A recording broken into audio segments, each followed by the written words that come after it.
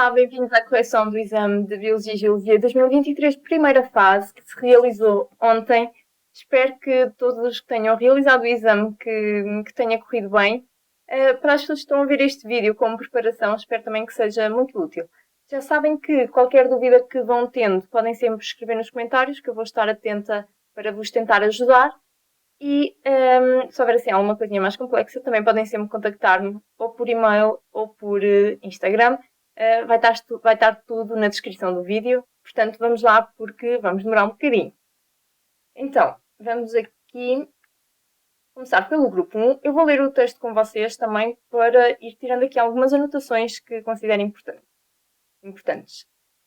Então, o Monumento Natural das Pegadas de Dinossauros da Serra de Aire, também conhecido como Pedreira do Galinha, foi criado por Decreto-Lei em 1996. Este monumento consiste num dos mais longos trilhos de dinossauros saurópodes descobertos até hoje no mundo. Saurópodes são dinossauros quadrúpedes e herbívoros que possuíam longos pescoços. É aquela imagem que nós temos, eu costumo ver dois dinossauros muito famosos, são os saurópodes e são os tiranossauros rex. Portanto, acho que todos temos assim uma visão do que é que são os saurópodes. Portanto, estamos a falar de trilhos, estamos a falar de pegadas. As pegadas encontram-se no Parque Natural das Serras de Aire e Candeeiros, no centro-oeste de Portugal continental, em calcários como bivalves e outros invertebrados, com cerca de 170 milhões de anos. Portanto, estamos a falar de pegadas, estamos a falar de marcas, vestígios de atividade, portanto, iconofósseis, mas depois temos também calcários como bivalves e outros invertebrados, portanto, aqui provavelmente tomatofósseis com as marcas deixadas pelo próprio organismo.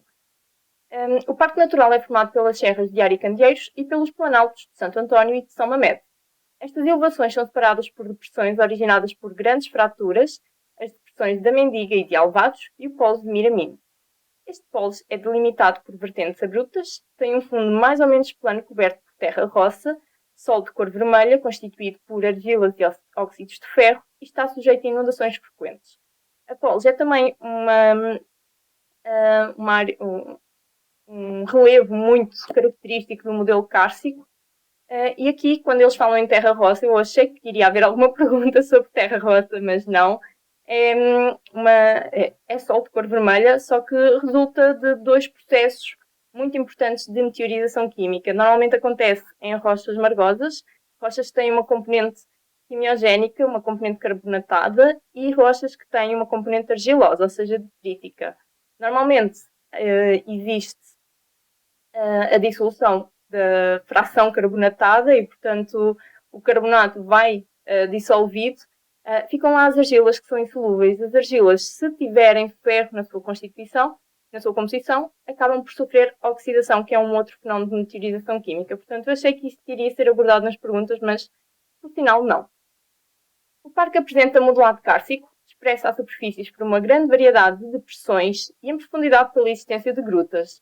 Na região do Parque Natural das Serras de Aire e Candeeiros não possui cursos de água à superfície. No entanto, a região constitui um dos maiores reservatórios de água doce subterrânea do nosso país e dá origem aos rios Albiela, Almonda, Lis, Alcoa, Lena e Maior. E à ribeira de Alcobertas, cujas nascentes estão localizadas nos limites do maciço calcário, como representado na figura 1A. Portanto, temos aqui a sombreado do maciço calcário e temos aqui uma série de rios que se originam precisamente na periferia do maciço calcário. Aqui muitos afluentes depois do rio Tejo. São numerosos os geossítios na zona do Parque Natural. Confirmo que destacam-se o plano de falha do Arrife e o complexo da nascente do Alviela, assinalados na figura 1B no corte geológico noroeste-sudeste. E o complexo da nascente do Alviela já agora é a praia fluvial de Olhos de Água. Aconselho todos a visitar, é um sítio muito agradável, portanto, visitem se tiverem essa oportunidade. E, portanto, aqui na figura 1B temos um corte geológico noroeste-sudeste. Temos aqui a falha do Arrife, temos aqui uma zona que são os amiais, nascente do Alviela aqui, e temos aqui algumas formações rochosas. Temos aqui algumas falhas também, temos aqui algumas formações do Mesozoico e outras do Cenozoico. Lembrem-se sempre que tivermos estes tijolos representados por norma, estamos a falar de calcário, ok? Se tudo for representado direitinho, certamente será calcário. Portanto, aqui temos as zonas onde afloram o calcário, aqui as rochas que estão a aflorar já são rochas aqui do Miocénico e aqui do Paleogénico. Vamos lá então começar. A rocha que constitui o monumento natural das pegadas de dinossauros da Serra de Aire permite inferir que há cerca de 170 milhões de anos a região corresponderia a, portanto, estamos a falar de ambientes de sedimentação. Que rocha é esta? É o que nós precisamos de saber. Portanto, esta rocha, as pegadas encontram-se em calcários. Portanto, nós estamos a falar de rochas calcárias. O calcário é uma rocha quimiogénica. Portanto, o que é que nós temos aqui? Temos aqui um ambiente fluvial. O ambiente fluvial vai depositar, sobretudo, conglomerados ou sedimentos mais grosseiros. Um ambiente dunar é um ambiente de areias, sobretudo, e continental na medida em que é um ambiente mais seco. Uma zona de praia litoral, aqui também é típico de rochas detríticas. Uma laguna pouco profunda, uma laguna é, será que é a nossa opção correta? Portanto, eu estou a fazer a versão 1. Será que é a nossa versão correta? A opção correta, porque uma laguna é uma massa de água, é tipo um lago, mas não é um lago.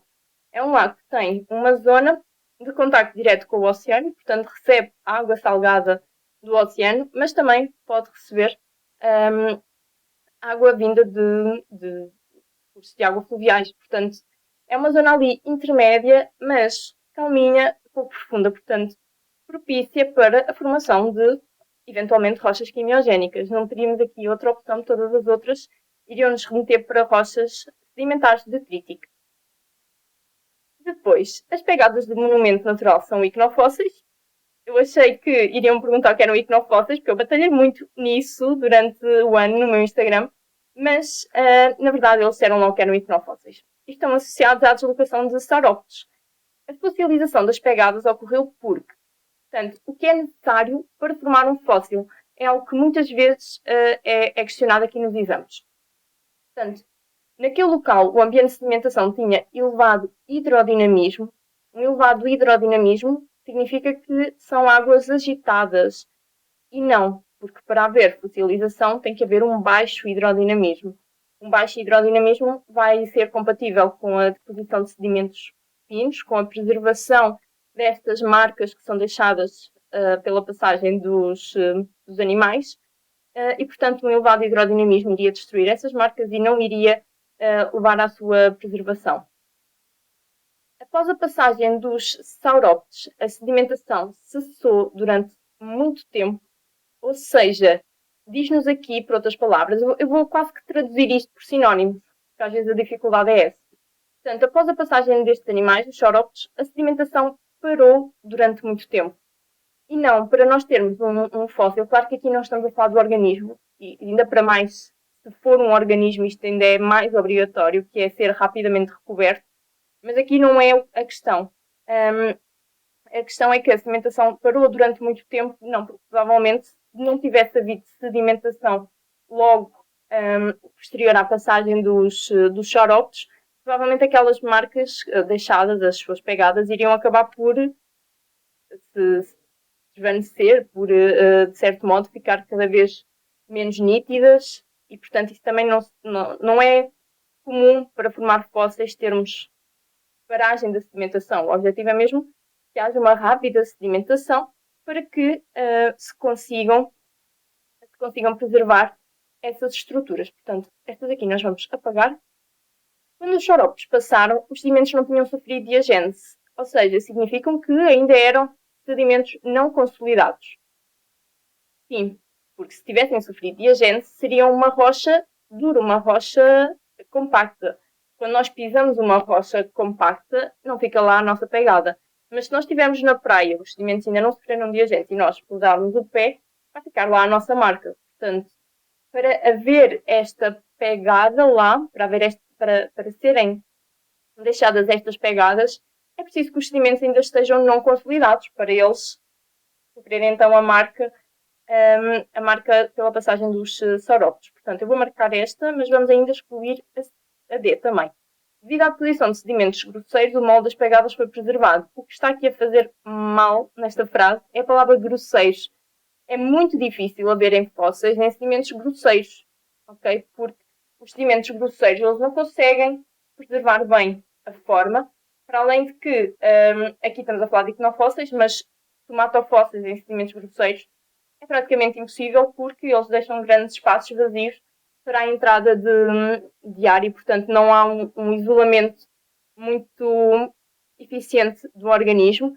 E aqui a mesma coisa, os sedimentos grosseiros eles não iriam preservar o molde das marcas. Era preciso serem sedimentos muito finos, como eventualmente os sedimentos de calcário e até argilas, por exemplo. Portanto, isto aqui vamos apagar. Ficaríamos aqui mesmo com a C. Agora, de acordo com os dados da figura 1, a falha do arrife é uma falha. Ok, eu primeiro quero olhar convosco para a figura, porque acredito que é isto que tenham feito, mas não era de todo necessário. Vamos aqui ver. Até porque, por exemplo, fossem aqui fosse aqui esta falha, por exemplo, na minha opinião, vocês conseguiriam seguir melhor aqui os estratos. Aqui, claro que nós estamos a ver este bloco ligeiramente mais levantado, ok? E aqui até um bocadinho dobrado, e isso poderia levar a que achassem que eventualmente poderia ser formação dúctil, mas isso seria completamente incompatível com a ideia de falha, não é? Mas aqui os sedimentos estão contínuos ainda, mas lá está, na representação. Mas aqui podemos ver que este bloco subiu ligeiramente. E este bloco corresponde ao teto. Mas esta não é daquelas mais fáceis, até porque nem temos aqui as setinhas para ver o movimento nem nada. Mas quero analisar convosco aqui as opções. Portanto, o que é uma falha inversa? É uma falha em que o teto sobe em relação ao muro. Uma falha normal é uma falha em que o teto desce em relação ao muro. As falhas são comportamentos frágeis, as dobras são comportamentos dúcteis. Portanto, nós vamos fazer aqui o seguinte, que é a falha do arrife obrigatoriamente tem que ser originada de um comportamento frágil, portanto, nós vamos apagar já a C.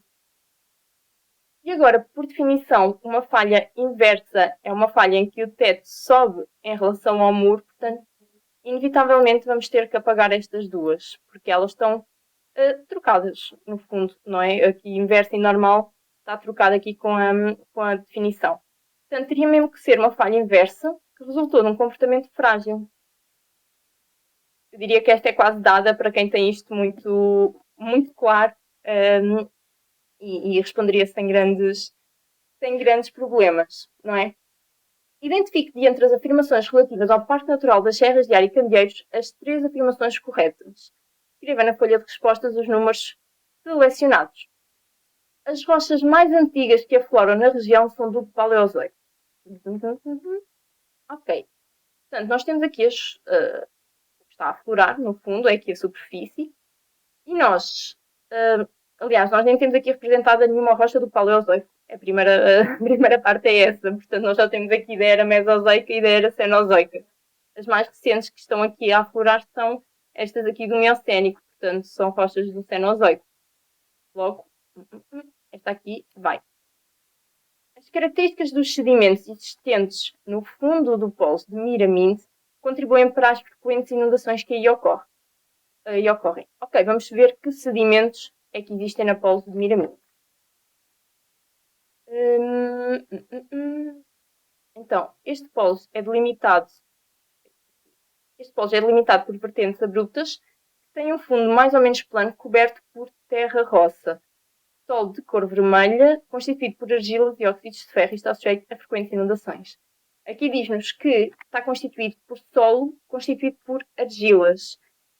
É uma das coisas que nós temos de saber quando vamos a exame, é que a argila é altamente impermeável. Eles no próprio texto dizem que estão sujeitos a inundações frequentes. Porquê? Claro que a Polo está localizada numa zona de maciço calcário, uma zona com grandes galerias subterrâneas onde existe circulação de água. Acontece que, à superfície, o solo é argiloso. Ou seja, a argila sendo muito impermeável, quando começa a haver acumulação, a argila sendo impermeável, ela não se deixa atravessar pela água. Portanto, Sendo impermeável, é aqui o motivo pelo qual há aqui inundações frequentes. Normalmente também a Polos costuma inundar-se quando as ai, falta a palavra. Quando todos os espaços vazios que estão dentro do maciço calcário acabam por ficar preenchidos. Portanto, quando começa a haver uma altura de chuvas muito intensas, a água toda que o maciço armazena em profundidade está armazenada e, portanto, inevitavelmente começa a aparecer água à superfície. Mas aqui sim, sempre que nós temos argilas, normalmente vamos ter aqui um ambiente mais propício para que hajam inundações. A nascente do rio Albiela está na zona de contacto entre as rochas do Jurássico e as rochas do Miocénico. Então, a nascente do Albiela está precisamente aqui. Nós temos aqui a aflorar rochas do Jurássico, calcário, e temos aqui rochas do Miocénico. Portanto, a nascente está mesmo aqui no meio. Portanto, sim, entre o Miocénico e rochas do Jurássico. Portanto, esta aqui, vamos aqui considerar.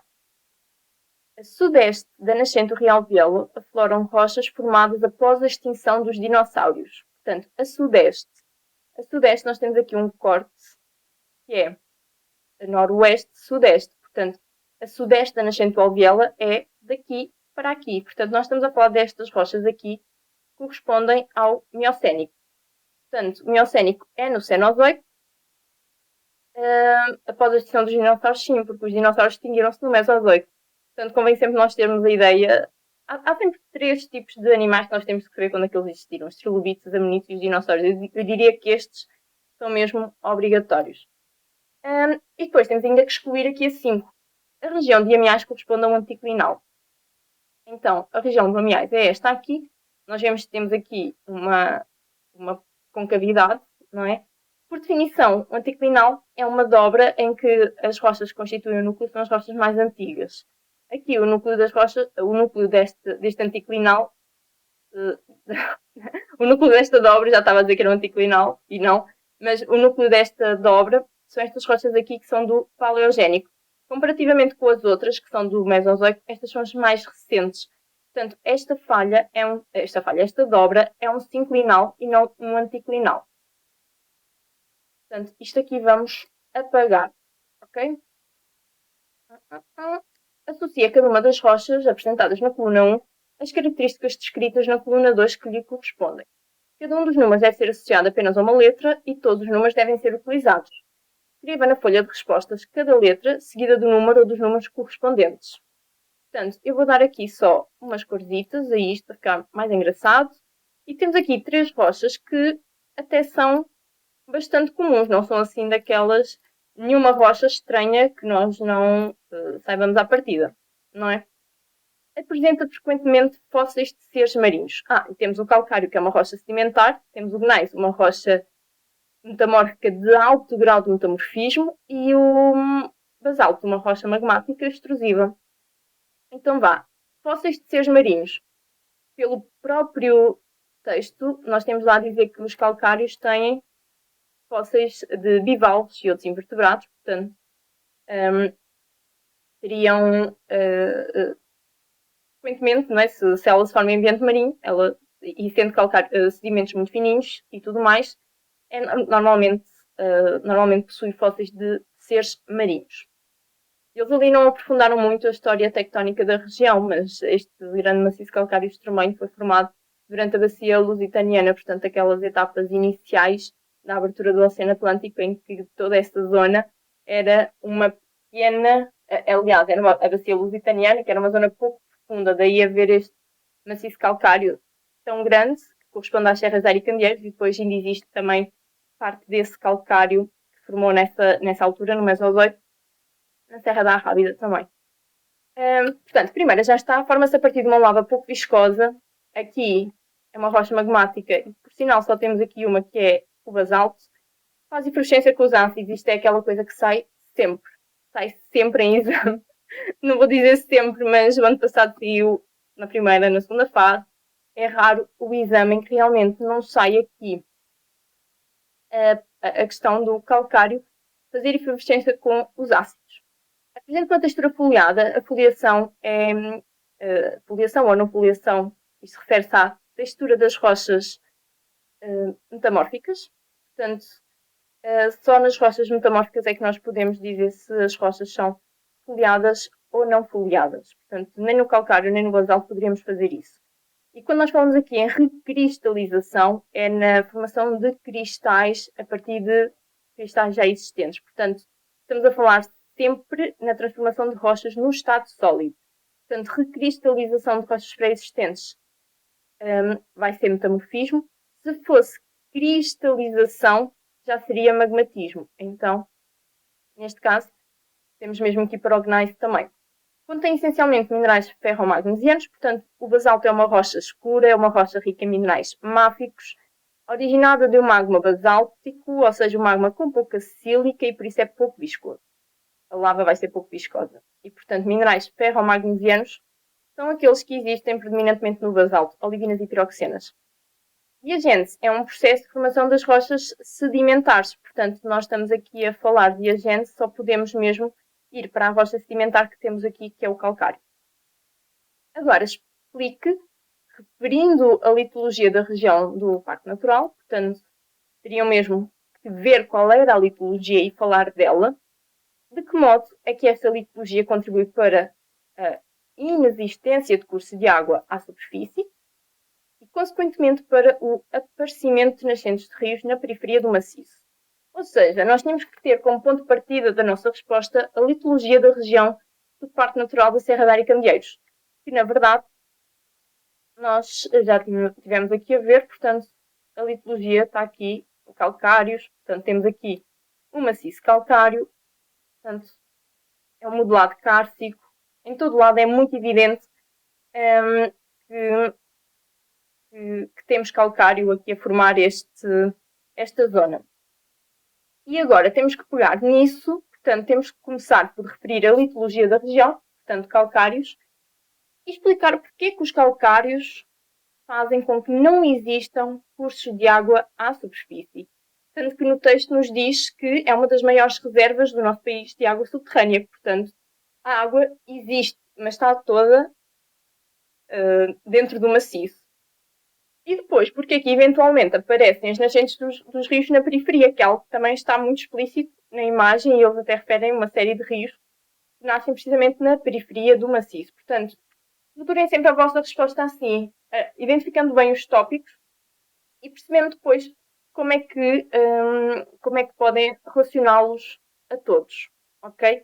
Eu tenho alguns daqui, portanto, eu fiz precisamente esse esquema, pus litologia do parque e uma setinha calcários, e depois esta litologia, o que é que tem a ver com a inexistência de cursos de água, e depois como é que vai levar ao aparecimento das nascentes na periferia, ok? Aqui é muito importante o aluno saber até esta questão aqui que diz da efervescência com os ácidos. Portanto, vem aqui um pouco guiar-nos logo no raciocínio. Também que também diz no texto que é uma grande reserva de água subterrânea e que existem muitas grutas, portanto, estava tudo lá muito, muito explícito. E depois, ok, porque é que eventualmente na periferia, quando deixamos de ter rocha calcária e passamos a ter outras rochas, porque é que onde nascer ali rios na região?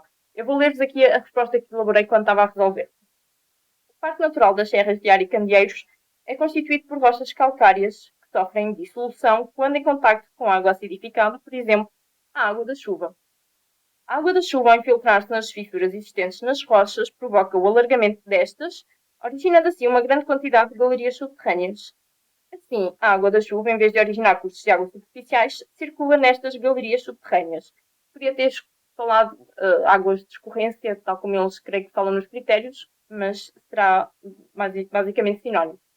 Ao chegar ao limite do maciço calcário, a litologia da área envolvente não permitirá a contínua circulação subterrânea da água, obrigando esta a formar cursos de água superficiais, originando o aparecimento de nascentes de rios na periferia do maciço.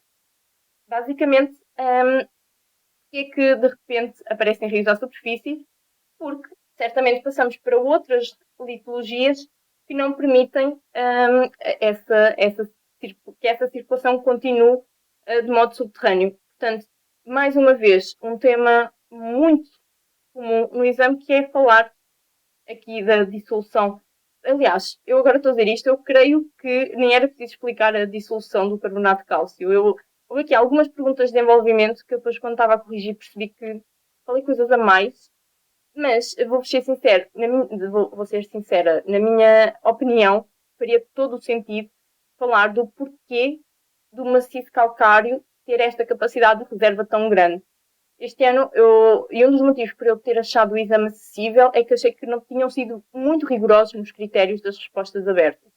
Então, daí a minha pergunta a minha resposta estar desta maneira e, portanto, vai ao encontro daquilo que eles pedem, mas podia ser mais simplificado que isto, não é? Que se consultarem os critérios, agora como só os vi uma ou duas vezes ainda, não tenho muito a ideia, mas creio que eles só disseram que a água circulava subterraneamente dentro do maciço e quando chegava à periferia começava a circular à superfície porque mudava o tipo de rocha, algo do género. Portanto, a ideia seria esta e era só começar no ponto que eles nos dão, que é a litologia, e então perceber, nunca tirar o foco dos tópicos que estão aqui.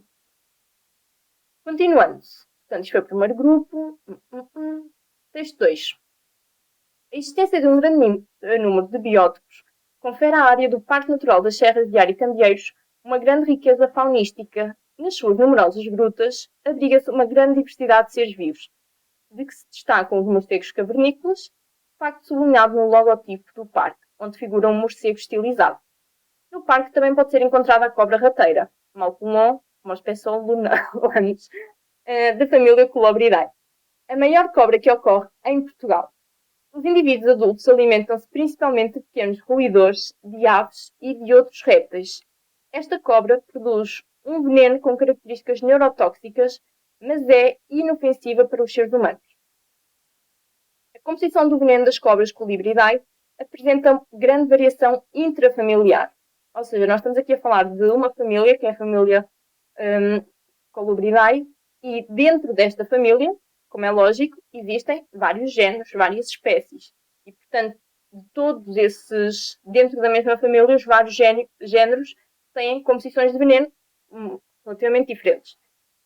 Isto deve-se a quê? A diferenças nos genes codificadores das toxinas, mas também devido a mecanismos que afetam a transcrição, a tradução e as modificações pós-traducionais.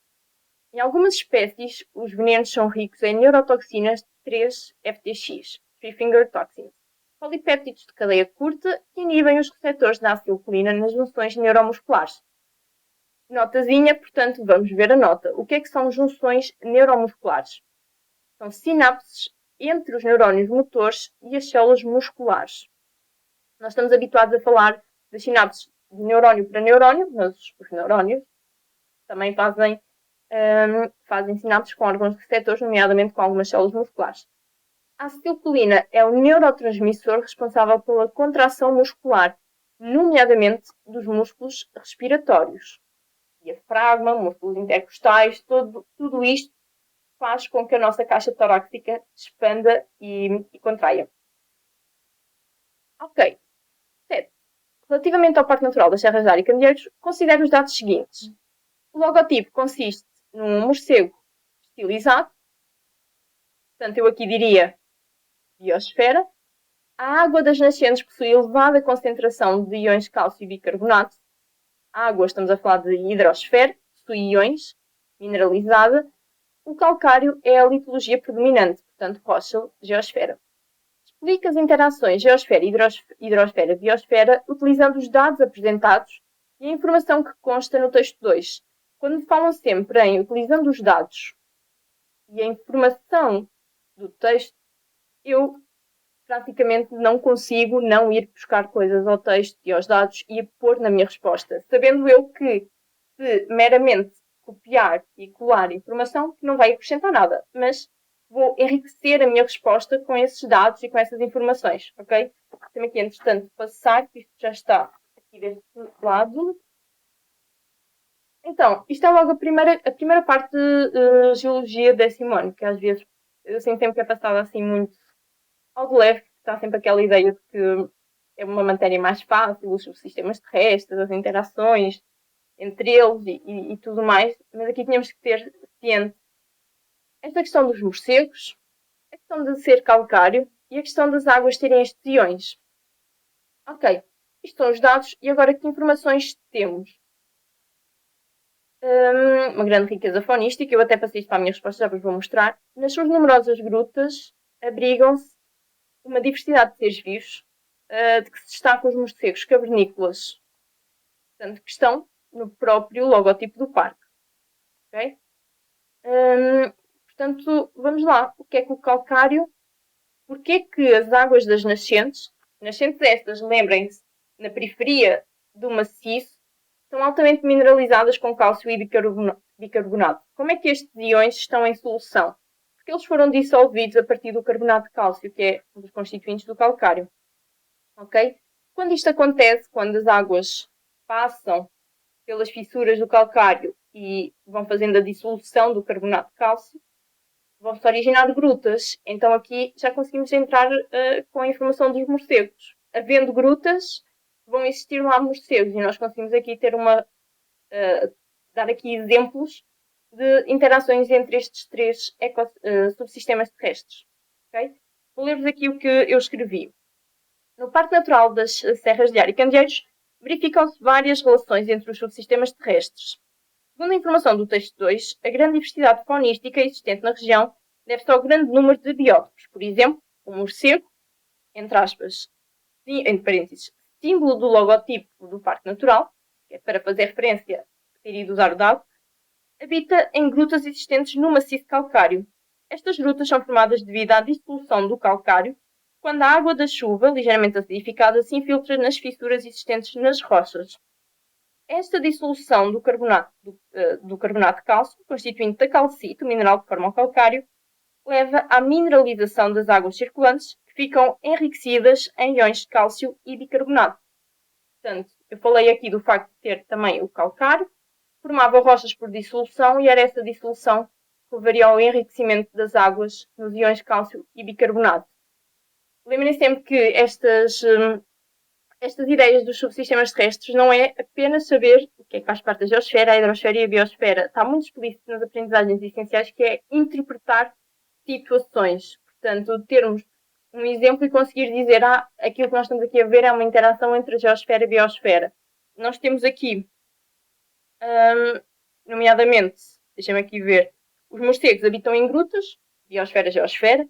Estas grutas são formadas pela passagem da água, biosfera e hidrosfera, e a água enriquece nos minerais resultantes dessa dissolução. Portanto, outra vez, geosfera e hidrosfera. Ok? 8. Considerando o processo de formação de espermatozoides em, já não me lembro do primeiro nome, Malpolon, Mospeculanos, pode afirmar-se que estas células apresentam, formação de espermatozoides, portanto vamos estar a falar de meiose, não é? E esta pergunta é muito semelhante a uma pergunta que saiu ano passado na primeira fase, ok? Portanto, quem esteve atento a resolver exames dos anos anteriores e não se limitou a decorar, mas a perceber o porquê das respostas dos outros exames, iria estar muito ciente aqui para esta quantidade de DNA que existe nas várias fases dos ciclos solares, tanto da mitose como da meiose. Portanto, nós estamos a falar de formação de espermatozoides, estamos a falar de uma cobra é um animal, portanto, apresentará um ciclo de vida diplonte. Então, nós estamos a falar de uma meiose pré-gamética, ok? Durante o processo de formação de espermatozoides, pode afirmar-se que estas células apresentam cromossomas homólogos como resultado de uma meiose pré-gamética. É verdade que a meiose é pré-gamética, mas no final da meiose originam-se células haploides.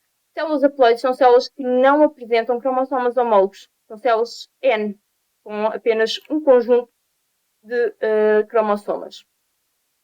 Portanto, são células haploides que não têm de todo cromossomas homólogos. Estamos a falar dos espermatozoides já formados, portanto, estamos a falar dos gametas já formados. Um quarto da quantidade de DNA comparativamente com a das células em G2. Portanto, em G2 nós estamos a falar, durante o processo de meiose, considerando o processo de formação dos gametas, quando as células estão em G2, para haver meiose, inevitavelmente a célula inicial vai ser diploide. E G2 é a última fase, é o último período da interfase, em que já houve replicação do DNA. Nós, para saber a quantidade de DNA de uma célula, nós temos de ter em conta duas coisas. A ploidia, se é haploide ou se é diploide, e quantos cromatídeos existem nas células, um cromatídeo nos cromossomas, um cromatídeo em cada cromossoma ou dois. Quando é que a célula tem um? Antes da replicação. Quando é que os cromossomas, eu estou a trocar sempre célula e cromossoma, quando é que os cromossomas só têm um cromatídeo? Antes de sofrerem replicação e depois da anáfase. Porque quando há replicação, cada cromossoma tinha um cromatídeo e passa a ter dois. E mantém-se, portanto, o período S produz os dois cromatídeos. Em G2, em profase e em metáfase, neste caso profase 1 e em metáfase 1, ela vai manter os dois cromatídeos. Por sinal, vai manter também na anáfase 1, na telófase 1, na profase 2, na metáfase 2, porque na meiose os cromatídeos só se vão separar na divisão 2. Mas aqui, resumindo, espermatozoides, gametas, são células haploides em que cada cromossoma tem um cromatídeo. Portanto, vamos considerar uma quantidade Q de DNA. Células que estão a sofrer meiose e estão em fase G2, estão em período G2, são células diploides, têm cada cromossoma com dois cromatídeos. Portanto, são células que têm uma quantidade de DNA 4Q. Portanto, considerando o processo de formação dos espermatozoides, estas células, os espermatozoides, têm um quarto da quantidade de DNA comparativamente com as células em G2. Porque eles têm a quantidade Q, que é de 4, quantidade Q de DNA, e as células em G2 têm 4Q de DNA.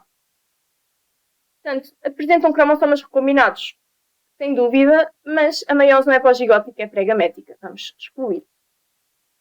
Metade da quantidade de DNA comparativamente com a das células em metáfase 1. Em metáfase 1, as células continuam com 4Q de DNA. Só na fase 1 é que vai haver uma redução para metade desta quantidade de DNA. Portanto, isto aqui vai-se excluir também. 9. Considerando a composição e a estrutura molecular das toxinas 3-FTX, okay? O que é que nós temos aqui? Polipéptidos de cadeia curta, ok? Portanto, vamos responder isto de acordo com o que sabemos sobre o grupo dos prótidos, biomoléculas, biologia 10º ano. Portanto, considerando a composição e a estrutura das toxinas, pode afirmar-se que estas são biomoléculas cujos monómeros apresentam um grupo fosfato. Monómeros com um grupo fosfato são os nucleótidos, não são dos prótidos, são dos ácidos nucleicos. Macromoléculas formadas exclusivamente por carbono, hidrogênio e oxigênio. As proteínas têm nitrogênio, são compostos quaternários. Portanto, não têm exclusivamente carbono, hidrogênio e oxigênio, porque isto aqui estaríamos a dizer que não, se é exclusivamente por estes elementos, não há hipótese de termos aqui outros. E cada aminoácido tem um grupo amina que tem lá um átomo de nitrogênio. Polímeros de aminoácidos, certo, unidos por ligações glicosídicas. Não, as ligações entre os aminoácidos são ligações peptídicas. Glicosídicas são entre os monossacarídeos dos glícidos. Portanto, ficamos com compostos orgânicos quaternários, certo, porque têm carbono, hidrogênio, oxigênio e nitrogênio. E esses monómeros são os aminoácidos e entre eles há ligações peptídicas. Portanto, uma pergunta exclusivamente de biomoléculas, que é um aspecto que eu não quero estar a repetir, mas é sempre muito frisado onde é que existe nitrogênio. Apenas nas proteínas, nos prótidos e nos ácidos nucleicos. E há mesmo a aprendizagem essencial que diz estrutura, eu não sei agora ao certo, mas a composição molecular das biomoléculas, uma coisa qualquer assim do género. Portanto, é sempre preciso sabermos um pouco como é que são os monómeros. No organismo das presas, as neurotoxinas 3-FTX presentes no veneno das cobras impedem. Esta pergunta aqui, confesso que existe um pouco de interpretação e talvez era assim das perguntas mais complicadas do exame, porque era preciso termos aqui uma ideia muito clara daquilo que está a ser dito no texto. Okay? Aqui no texto vamos ver, portanto, as neurotoxinas impedem. Estas neurotoxinas 3-FTX, o que é que elas fazem? Elas inibem os receptores de acetilcolina nas junções neuromusculares. Eu vou pôr isto aqui com outra cor. Portanto, o que elas fazem é inibir os receptores da acetilcolina. Ok, portanto, elas vão impedir os receptores da acetilcolina, provavelmente, de se ligarem à acetilcolina. E quem é a acetilcolina? É um neurotransmissor responsável pela contração muscular, nomeadamente nos músculos respiratórios. Portanto, junções neuromusculares, sinapses entre os neurónios motores e as células musculares. Ou seja, vamos só aqui fazer um raciocínio, que é, elas não inibem, portanto, estamos a falar de neurotransmissores, nós temos de ter uma ideia de como se faz o impulso nervoso, não estamos a falar propriamente da propagação do impulso nervoso ao longo do axónio, mas estamos a falar aqui especificamente da sinapse. Portanto, eles intervêm nas sinapses. E as sinapses é então, como é que ocorre a sinapse? Chega ao impulso nervoso e as vesículas que têm os neurotransmissores fundem-se com a membrana do neurónio pré-sináptico e os neurotransmissores são lançados para a fenda sináptica. Agora, aqui nós estamos habituados a ver isto para dos neurónios, mas vamos pensar, ok, é um neurónio e depois tem as células musculares. As células musculares terão, na superfície da sua bicamada, da sua membrana, receptores para esta acetilcolina. E o que estas neurotoxinas vão fazer é inibir esses receptores. Elas não vão impedir a acetilcolina de ser lançada para fora do neurónio pré-sináptico, mas vão impedir essa acetilcolina de se ligar aos seus receptores na célula pós-sináptica, que é a célula muscular. E se ela é responsável pela contração muscular, não há essa ligação aos receptores nas células musculares, então não vai haver contração muscular. Okay? Isto já deixando aqui aço para depois podermos completar um pouco melhor a pergunta de desenvolvimento. Portanto, vamos começar por aqui. A passagem passiva de íon sódio através da bomba de sódio e potássio ao longo do neurónio pré-sináptico, para já, vamos pensar, ainda agora disse, elas não impedem a propagação do impulso nervoso, elas atuam ao nível das sinapses. Contudo, bomba de sódio e potássio é um transporte ativo. Portanto, na bomba de sódio e potássio, a passagem do íon sódio é de forma ativa e não passiva. Portanto, isto não está certo nem sequer a nível de movimento transmembranar. Nós não podemos dizer que há uma passagem passiva do sódio numa bomba de sódio e potássio, porque é uma proteína, é uma ATPase, é uma proteína que faz o transporte ativo. E, do mesmo modo, a difusão do íon K+, é algo que realmente ocorre na propagação do impulso nervoso quando há repolarização. Não é aqui que atuam as neurotoxinas, mas a difusão portanto, estamos a falar de difusão facilitada, a passagem de íons de potássio em canais iónicos, e, portanto, isso será sempre um movimento passivo. Sendo um movimento passivo, é um movimento a favor do gradiente de concentração. Nós eliminamos estas duas porque elas cientificamente estão mesmo incorretas. Portanto, não era possível, mesmo que estas toxinas atuassem ao nível da propagação do impulso nervoso, elas cientificamente estão incorretas. Portanto, nós poderíamos excluí-las logo à partida. Portanto, a difusão facilitada de sódio por inibição da abertura dos canais iónicos da membrana pós-sináptica, a libertação dos neurotransmissores para a fenda sináptica por exocitose. Para nós escolhermos entre a C e a D, era preciso aqui a tal interpretação do texto. Se vocês virem bem no texto, já fui lá, não vou lá outra vez, mas eles impedem os receptores da acetilcolina.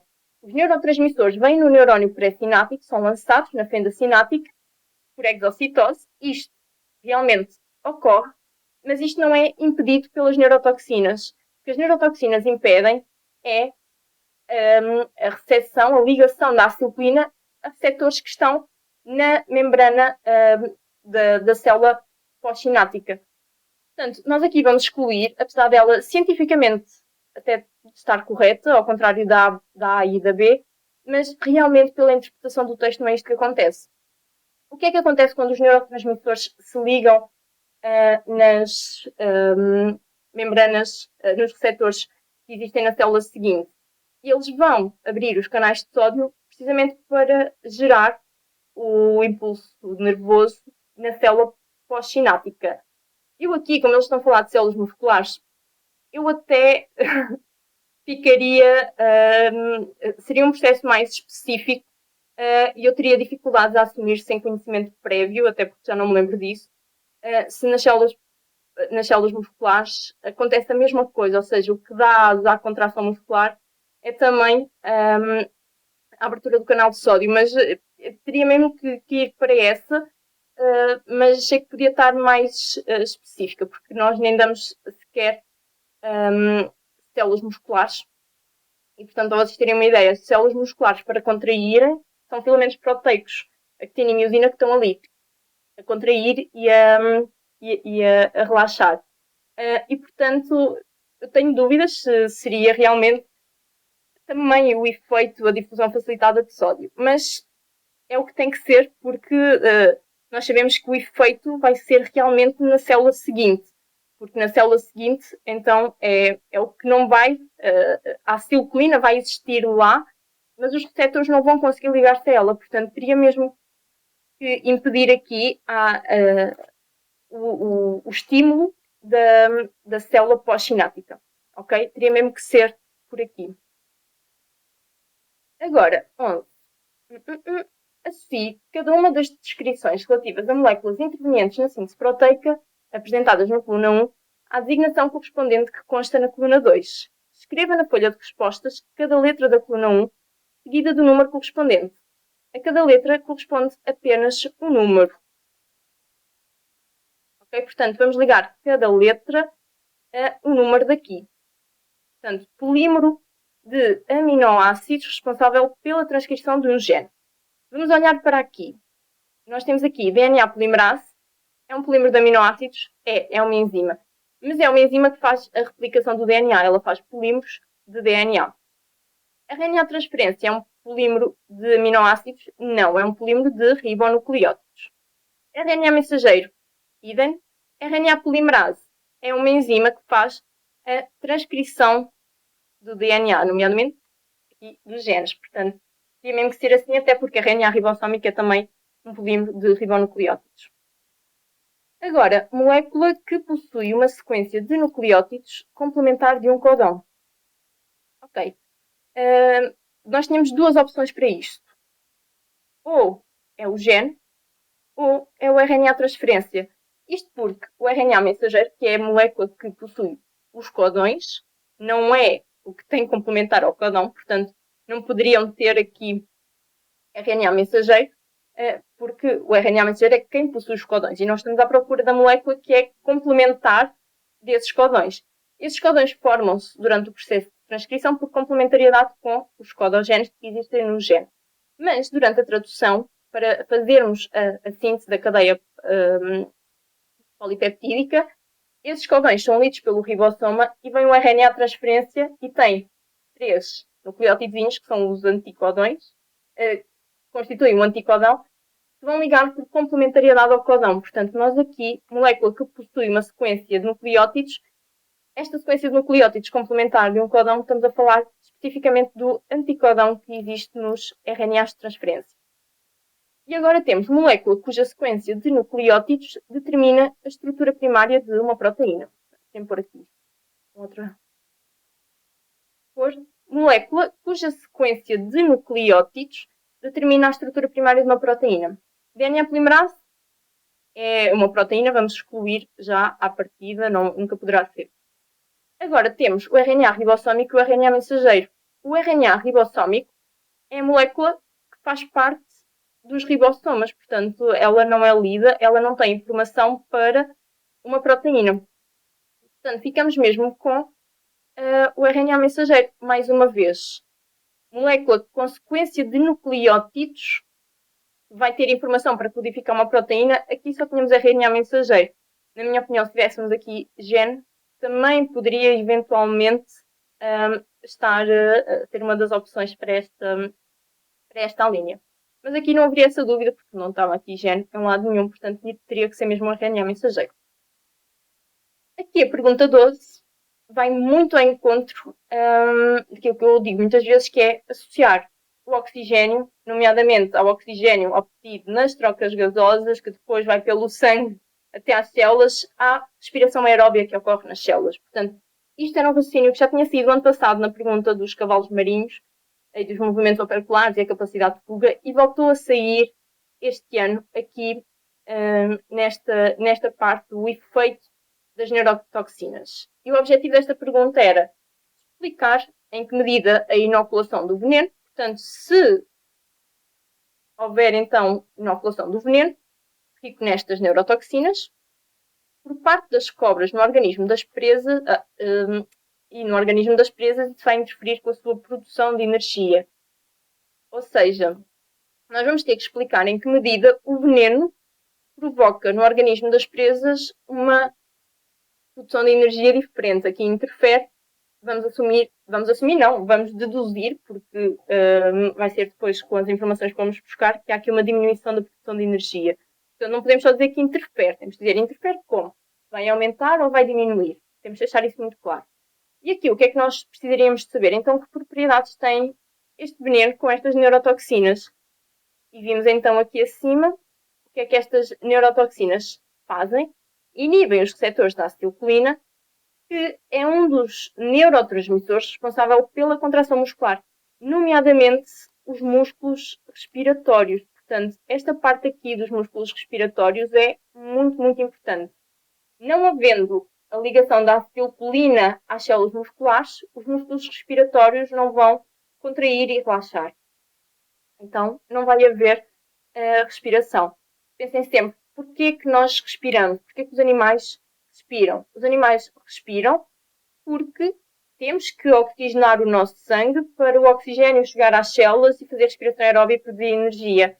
Portanto, aqui era um bocadinho o pensamento oposto, que é oposto, contrário, que é não havendo respiração. Porquê? Porque os músculos respiratórios não vão permitir que ocorra a ventilação. Não havendo respiração, não vai haver oxigenação do sangue, não chega oxigênio às células e não vai haver tanta respiração aeróbia. Não havendo respiração aeróbia, não há energia. Portanto, claro, interfere com a produção de energia. Ok? Na minha opinião, para quem tinha estudado o exame anterior, esta seria uma associação relativamente óbvia de se fazer, porque pressupõe aqui a relação toda entre as várias matérias de décimo ano. Sistemas respiratórios, sistemas circulatórios e depois o oxigênio nas células para fazer respiração aeróbica. Vou ler-vos aqui as minhas perguntas. Os venenos produzidos pelas cobras da família Colibridae são ricos em neurotoxinas 3-FTX, que inibem os receptores da acetilcolina nas junções neuromusculares. Sendo a acetilcolina o neurotransmissor responsável pela contração muscular, nomeadamente dos músculos respiratórios, reparem que eu até agora ainda não acrescentei nada, por isso só buscar as informações que vos disse ainda agora. Sendo a acetilcolina o neurotransmissor responsável pela contração muscular, nomeadamente dos músculos respiratórios, a inibição dos seus receptores nas células musculares levará à paralisação dos músculos respiratórios, impossibilitando assim a ventilação pulmonar. Uma vez que deixa de haver trocas gasosas ao nível pulmonar, a oxigenação do sangue fica comprometida, parando o fornecimento de oxigênio às células. Uma vez que não chega oxigênio às células, estas não irão conseguir realizar a respiração aeróbia, pelo que a produção de energia diminui. Certo? Vamos continuar. Texto 3. Os morcegos insetívoros do género Pipistrellus apresentam elevada importância nos ecossistemas agrícolas, pela sua capacidade de controle natural de pragas. A sua atividade tem sido afetada pelo declínio da biodiversidade, resultante da evolução das práticas agrícolas que levou à progressiva substituição dos olivais tradicionais por olivais intensivos e superintensivos. Na região do Alentejo foi realizado um estudo para compreender de que modo a estrutura dos olivais afeta a ocorrência de morcegos e a sua eficácia no controle de pragas. Considerando o diâmetro e a altura do tronco, a distância entre as árvores e a área da copa das árvores, foram selecionados olivais com diferentes estruturas. O estudo decorreu em 3 estações do ano, coincidentes com os picos de voo do inseto Prais oleae, traça de oliveira, uma das principais pragas dos olivais, prevendo-se que a grande abundância de P. oleae exerça uma forte influência na atividade das espécies oportunistas, como os morcegos do género Pipistrellus. Ou seja, diz aqui, o que é que eles preveem? Que a grande abundância deste inseto exerce uma forte influência na atividade destas espécies. Ou seja, se estes morcegos são insetívoros, se eles se alimentam de insetos, então se houver uma abundância deste inseto, provavelmente vai haver um aumento da atividade dos morcegos. O que é que eles tiveram a fazer? Foram selecionados 60 olivais com 3 estruturas diferentes. Olival tradicional, OT, este aqui, olival intensivo, OI, este aqui, e olival super intensivo, OSI. Este aqui. Isto, as estruturas, lembra-se, estavam aqui relacionadas com o diâmetro e a altura do tronco, a distância entre as árvores, que é algo aqui notória, e a área de copa das árvores. Foram selecionados, portanto, isto era aquilo que estava a variar entre cada estrutura. A monitorização dos morcegos foi efetuada através de detectores acústicos em 3 estações do ano: primavera, abril, verão, junho e outono, setembro, durante 3 noites consecutivas. Os detectores foram programados para iniciar as gravações 30 minutos antes do pôr do sol e para as terminar 30 minutos antes do amanhecer. Os registros foram usados para a identificação de 2 espécies de morcegos e para a determinação do respectivo nível de atividade, através do número de passagens. Só aqui fazer já um parênteses. Os registros foram usados para a identificação de 2 espécies de morcegos e para a determinação do respectivo nível de atividade. Portanto, nós estamos a falar do que eles registaram. Estaremos a falar de variáveis dependentes. A monitorização da praga PLI foi realizada durante 15 dias com recurso a armadilhas nos mesmos períodos em que ocorreu a monitorização dos morcegos. Ou seja, para além disso, durante 15 dias, eles também estiveram a contabilizar os insetos. O registro dos resultados está na tabela 1. Portanto, tabela 1. Temos aqui, para os morcegos, eles já tinham dito que tinham aqui 2 espécies de morcegos, do género Pipistrelos. Número de passagens de 2 espécies de morcegos registado em olivais com diferentes estruturas. Portanto, eles tiveram 3 estações do ano: primavera, verão e outono, e em cada uma destas estações tiveram registros, tiveram a medir a atividade dos morcegos em olivais tradicionais, olivais intensivos e olivais super intensivos. E o que nós temos aqui é o número de passagem. Portanto, o número de passagem aqui é muito maior do que aqui, significa que, ok, a atividade dos morcegos era muito mais elevada neste tipo de olival do que neste. Ok? E eles também tiveram armadilhas para capturar os insetos e, portanto, o número de indivíduos adultos foi ali capturados. Se existirem mais insetos ali na zona, as armadilhas vão também captar mais insetos. Portanto, a lógica seria essa. Vamos ver aqui. 13. Identifique entre as afirmações relacionadas com os resultados experimentais as 3 afirmações corretas. Portanto, isto é basicamente análise ali dos dados. Escreva os números selecionados. Os níveis de atividade dos morcegos aumentam à medida que os olivais tradicionais são substituídos por olivais super intensivos. Ou seja, temos de comparar os resultados dos olivais tradicionais e dos olivais super intensivos. Para esta frase ser verdade, é preciso que o número de passagem de morcegos seja maior nos olivais super intensivos do que nos olivais tradicionais. Se nós olharmos, são muito menores. Portanto, esse número é muito elevado no olival tradicional e muito baixo no olival super intensivo. E mantém-se assim para as 2 espécies e para qualquer altura do ano. Portanto, a passagem de um olival tradicional para um olival super intensivo foi sempre compatível até com uma diminuição da atividade dos morcegos. Portanto, esta aqui não poderá ser. Nos olivais com estrutura tradicional, a atividade das 2 espécies de morcegos varia em sentidos opostos. Ou seja, nós estamos apenas a ver os dados dos olivais tradicionais, portanto, não vamos olhar para nada que tenha nos olivais intensivos e super intensivos, e estamos a ver que a atividade varia em sentidos opostos. Então vamos pensar, será que a atividade dos morcegos ao longo do ano nos olivais tradicionais, como é que ela varia? Então o que é que nós vamos estar aqui a comparar? Vamos ver esta primeira espécie. Ok, na primavera, no olival tradicional, tem 668.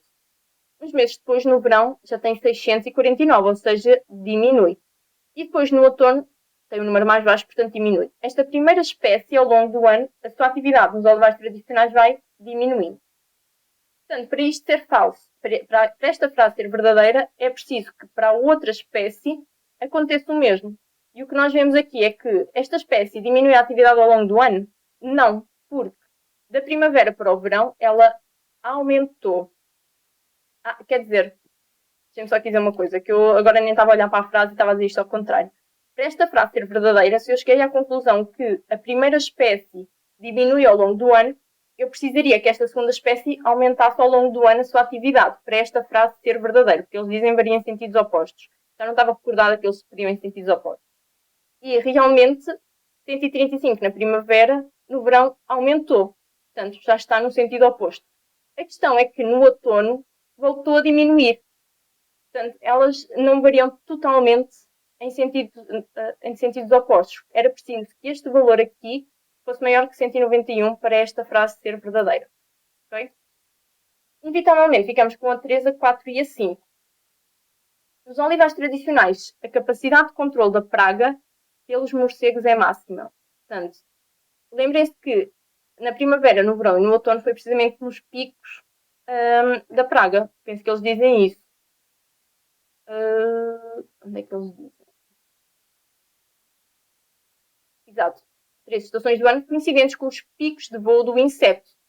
Portanto, é suposto em cada uma destas alturas em que foram feitas as medições haver um elevado número de insetos. Mas nem sempre, nem em todos os olivais, o número de insetos capturados foi semelhante. Nos olivais tradicionais, eles capturaram muito menos insetos do que nos outros. E aqui a mesma coisa. E aqui a mesma coisa.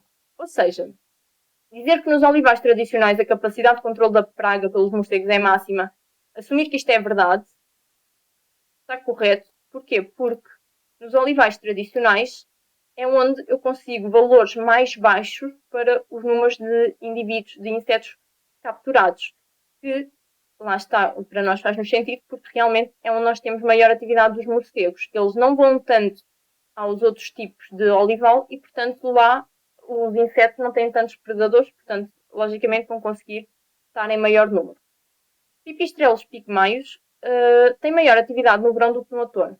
Ok, portanto, vamos estar a olhar só para isto e vamos estar a ver se ele tem maior atividade no verão do que no outono. Ou seja, é preciso que estes números sejam maiores que estes. O que é verdade. Este número é maior que este, 51 é maior que 28 e 14 é maior que 12. Portanto, esta frase será também verdade. A análise da tabela 1 permite prever a disponibilidade de alimento para os morcegos. Porquê? Do que é que se alimentam os morcegos? Os morcegos são os predadores do inseto. Portanto, se na tabela 1 eu tenho aqui o número de insetos capturados nas armadilhas, se mais insetos são capturados, significa que há mais insetos naqueles olivais. Portanto, mais insetos supõe mais alimento para os morcegos. Portanto, permite prever a disponibilidade de alimento para os morcegos. Sim, porque eu consigo ter uma ideia da quantidade de insetos que existem disponíveis em determinados locais para servirem de alimento para os morcegos. De acordo com o objetivo do estudo, uma das variáveis dependentes é, e eu aqui há pouco já selecionei porque eu própria estava a ver aqui quando li, os registros foram usados para a identificação das espécies, determinar o respectivo nível de atividade através do número de passagens. É mesmo isso que vai aparecer nos nossos resultados. Portanto, qual é a variável dependente? É o número de passagens, que foi o que eles tiveram a medir, e com isto nós podemos concluir relativamente à atividade dos morcegos. Ok? A distância entre as árvores, a área das copas, portanto, isto são tudo características de cada um dos tipos de olival. A estação do ano foi também, fizemos diferentes medições em diferentes estações do ano, também foi algo que nós controlámos. A única coisa que nós não controlámos e que foi simplesmente aquilo que nós registámos no final, nos 3 pontinhos, nas 3 alturas em que foram feitas as medições, foi isto. Tudo o resto nós controlámos e fazia parte do nosso próprio desenho experimental. No que respeita às categorias taxonómicas, os morcegos Pipistrellus sculi e Pipistrellus pygmaeus pertencem. Portanto, antes de olhar para as opções, eles são espécies diferentes, têm restritivos específicos diferentes. O primeiro é Culi e o segundo é Pygmaeus, mas o género é o mesmo. Portanto, reino, filo, classe, ordem, família, género, espécie. Se eles partilham o mesmo género, eles partilham todos os outros acima. Pertencem à mesma espécie? Não. A partir do momento em que o restritivo específico é diferente, os seres vivos não são da mesma espécie. O nome da espécie, lembrem-se que é o conjunto dos dois. Portanto, a espécie é Pipistrellus sculi e esta é Pipistrellus pygmaeus. Portanto, não é a mesma espécie. Pertencem à mesma ordem, mas não à mesma família. Elas, se pertencem ao mesmo género, se os morcegos são do mesmo género, obrigatoriamente são da mesma ordem e da mesma família. Portanto, pertencem sim à mesma família. Do mesmo género aqui, se eles, do mesmo género, do mesmo modo aqui, portanto, se eles são do mesmo género, eles são do mesmo filo e também serão da mesma classe. Então ficaríamos mesmo com do mesmo género e também da mesma classe, porque a classe é um grupo taxonómico mais abrangente que o género. Agora, pode afirmar-se que as asas de Pipistrellus culi é um morcego e Praisoliais, aliás, é uma traça, é um inseto, resultaram de evolução. Eu diria que, às vezes, até do de barato, nós temos alguma dificuldade em perceber se os indivíduos que estamos a comparar têm um ancestral comum mais recente, se realmente as estruturas que estamos a comparar têm a mesma origem anatómica e tudo mais. Agora, quando nós falamos, pelo menos eu, quando damos a evolução convergente e divergente, os órgãos análogos e homólogos, é aquele exemplo que está em todo o lado, que é comparar as asas, normalmente é das aves, mas aqui morcego, mamífero, mas ok, as asas de um vertebrado com as asas de um inseto. Elas têm exatamente a mesma função, mas anatomicamente não têm nada a ver uma coisa com a outra. Portanto, sem dúvida nenhuma que são órgãos análogos resultantes de evolução convergente. E órgãos homólogos são resultantes de evolução divergente. Portanto, esta aqui até que se apagaria logo. Portanto, órgãos análogos resultantes de uma evolução convergente, sim, estamos a falar de espécies muito distantes que, por estarem em pressões seletivas iguais, evoluíram no sentido de ter estruturas anatomicamente diferentes, mas com a mesma função. São os tais órgãos análogos. E, portanto, isto é fruto de uma evolução convergente. Evolução divergente, pressões seletivas semelhantes, isto também não combina, isto cientificamente também está incorreto, portanto, a B e a C apagaríamos porque não estaria bem em nenhum contexto, mas divergente devido a pressões seletivas diferentes, sim, mas não é o caso. Portanto, também vamos apagar. Agora, grupo 2, entretanto, ainda tenho aqui, acaba ali assim. Um grupo de alunos realizou uma experiência com o objetivo de observar ao microscópio óptico células de cebola em divisão celular. Foi utilizado o protocolo seguinte: colocar uma cebola no topo de um copo, com a parte inferior do bolo em contacto com a água, e aguardar 4 a 5 dias pelo crescimento de algumas raízes. Extrair uma porção apical com cerca de 4 mm de comprimento de uma das raízes recém-formadas. Colocar o ápice radicular sobre uma lâmina de vidro, cobrindo-o de seguida com uma gota de uma solução de corante urteína acética, que por acaso cora cromatina. Cobrir os fragmentos. Não precisariam de saber isto, se bem que isto é uma experiência que está em todos os manuais e, portanto, para os mais atentos, possivelmente saberiam, mas é o que nós vemos aqui corado. E é uma das perguntas, já lá vamos. Cobrir os fragmentos com uma lamela e comprimir lentamente, evitando o movimento lateral da lamela. Mover o excesso de corante com papel de filtro. Observar a preparação ao microscópio óptico com uma ampliação total de 400 vezes. A figura 3 é uma microfotografia onde se podem observar células em diferentes etapas do ciclo celular. E, por favor, isto estava de caras nas aprendizagens essenciais. Portanto, estava lá a dizer, a observar células ao microscópio nas diferentes fases da mitose. Portanto, isto seria algo absolutamente fundamental dos alunos fazerem. E agora? Portanto, temos aqui várias células e vemos claramente que estão em diferentes fases do ciclo. Ordena as etapas identificadas pelas letras de A a E de acordo com o momento em que ocorrem no ciclo celular. Isto é um ciclo, portanto, eles teriam mesmo que dizer por onde é que devemos de começar. Pela interfase. Ok, vamos aqui, deixa-me aqui pôr isto. Então, vamos aqui ver. Nós temos aqui esta célula. Temos aqui esta. Temos aqui esta. Temos esta. E temos esta. Ok? Para já nós temos aqui duas células ainda com um núcleo mais ou menos redondinho. A questão é que temos aqui esta. E temos aqui esta. Eu acredito que a maior parte das pessoas se tenha confundido aqui sem saber qual era a interfase e qual era a profase. Na profase já começa a haver condensação dos cromossomas. Haver condensação dos cromossomas significa que nós estamos a ver os cromossomas individualizados, tal como eles aparecem nas outras etapas. Ok? Temos aqui outras. Então, nós aqui na letra A nós ainda temos a cromatina muito difusa.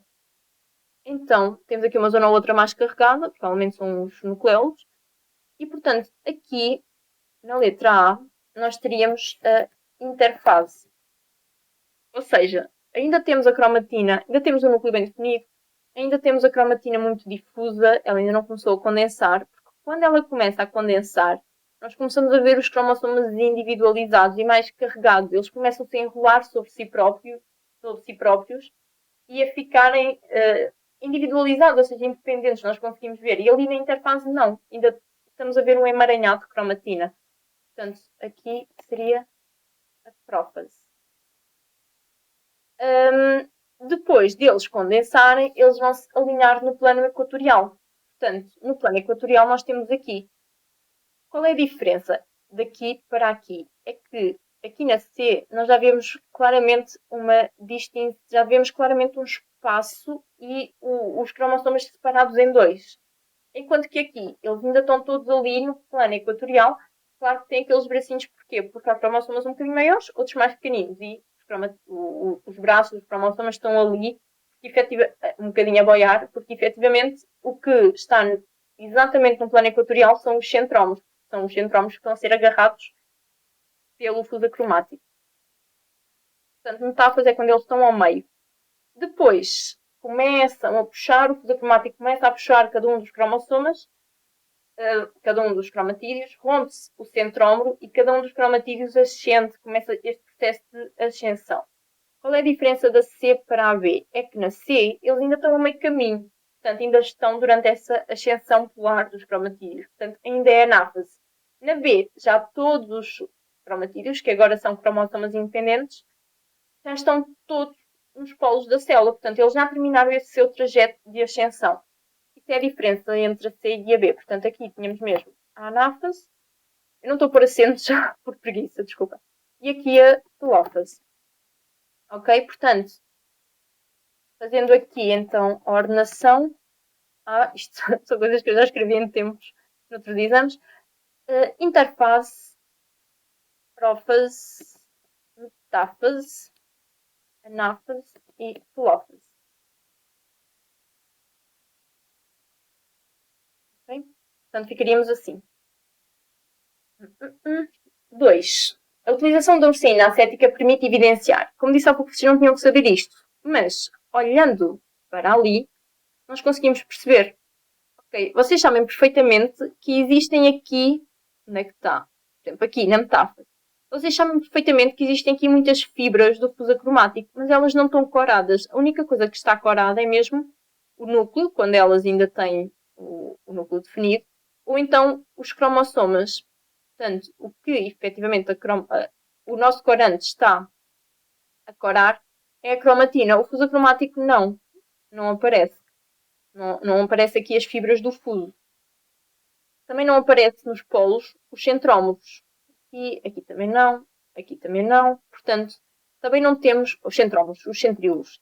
Os centríolos também não estão ali evidenciados na imagem. Significa que eles também não foram corados. Se fosse o citoplasma, todo o interior da célula estaria corado e não haveria aqui uma evidência dos cromossomas. Portanto, isto aqui também não poderia ser. Okay? A terceira pergunta é sobre o microscópio. Portanto, a microfotografia da figura 3 foi obtida utilizando a objetiva de 40 vezes. Portanto, nós sabemos ali que eles dizem que a ampliação total é 400, ok? A ampliação, deixa-me escrever-vos aqui, a ampliação total é a multiplicação da ampliação da ocular vezes a ampliação da objetiva.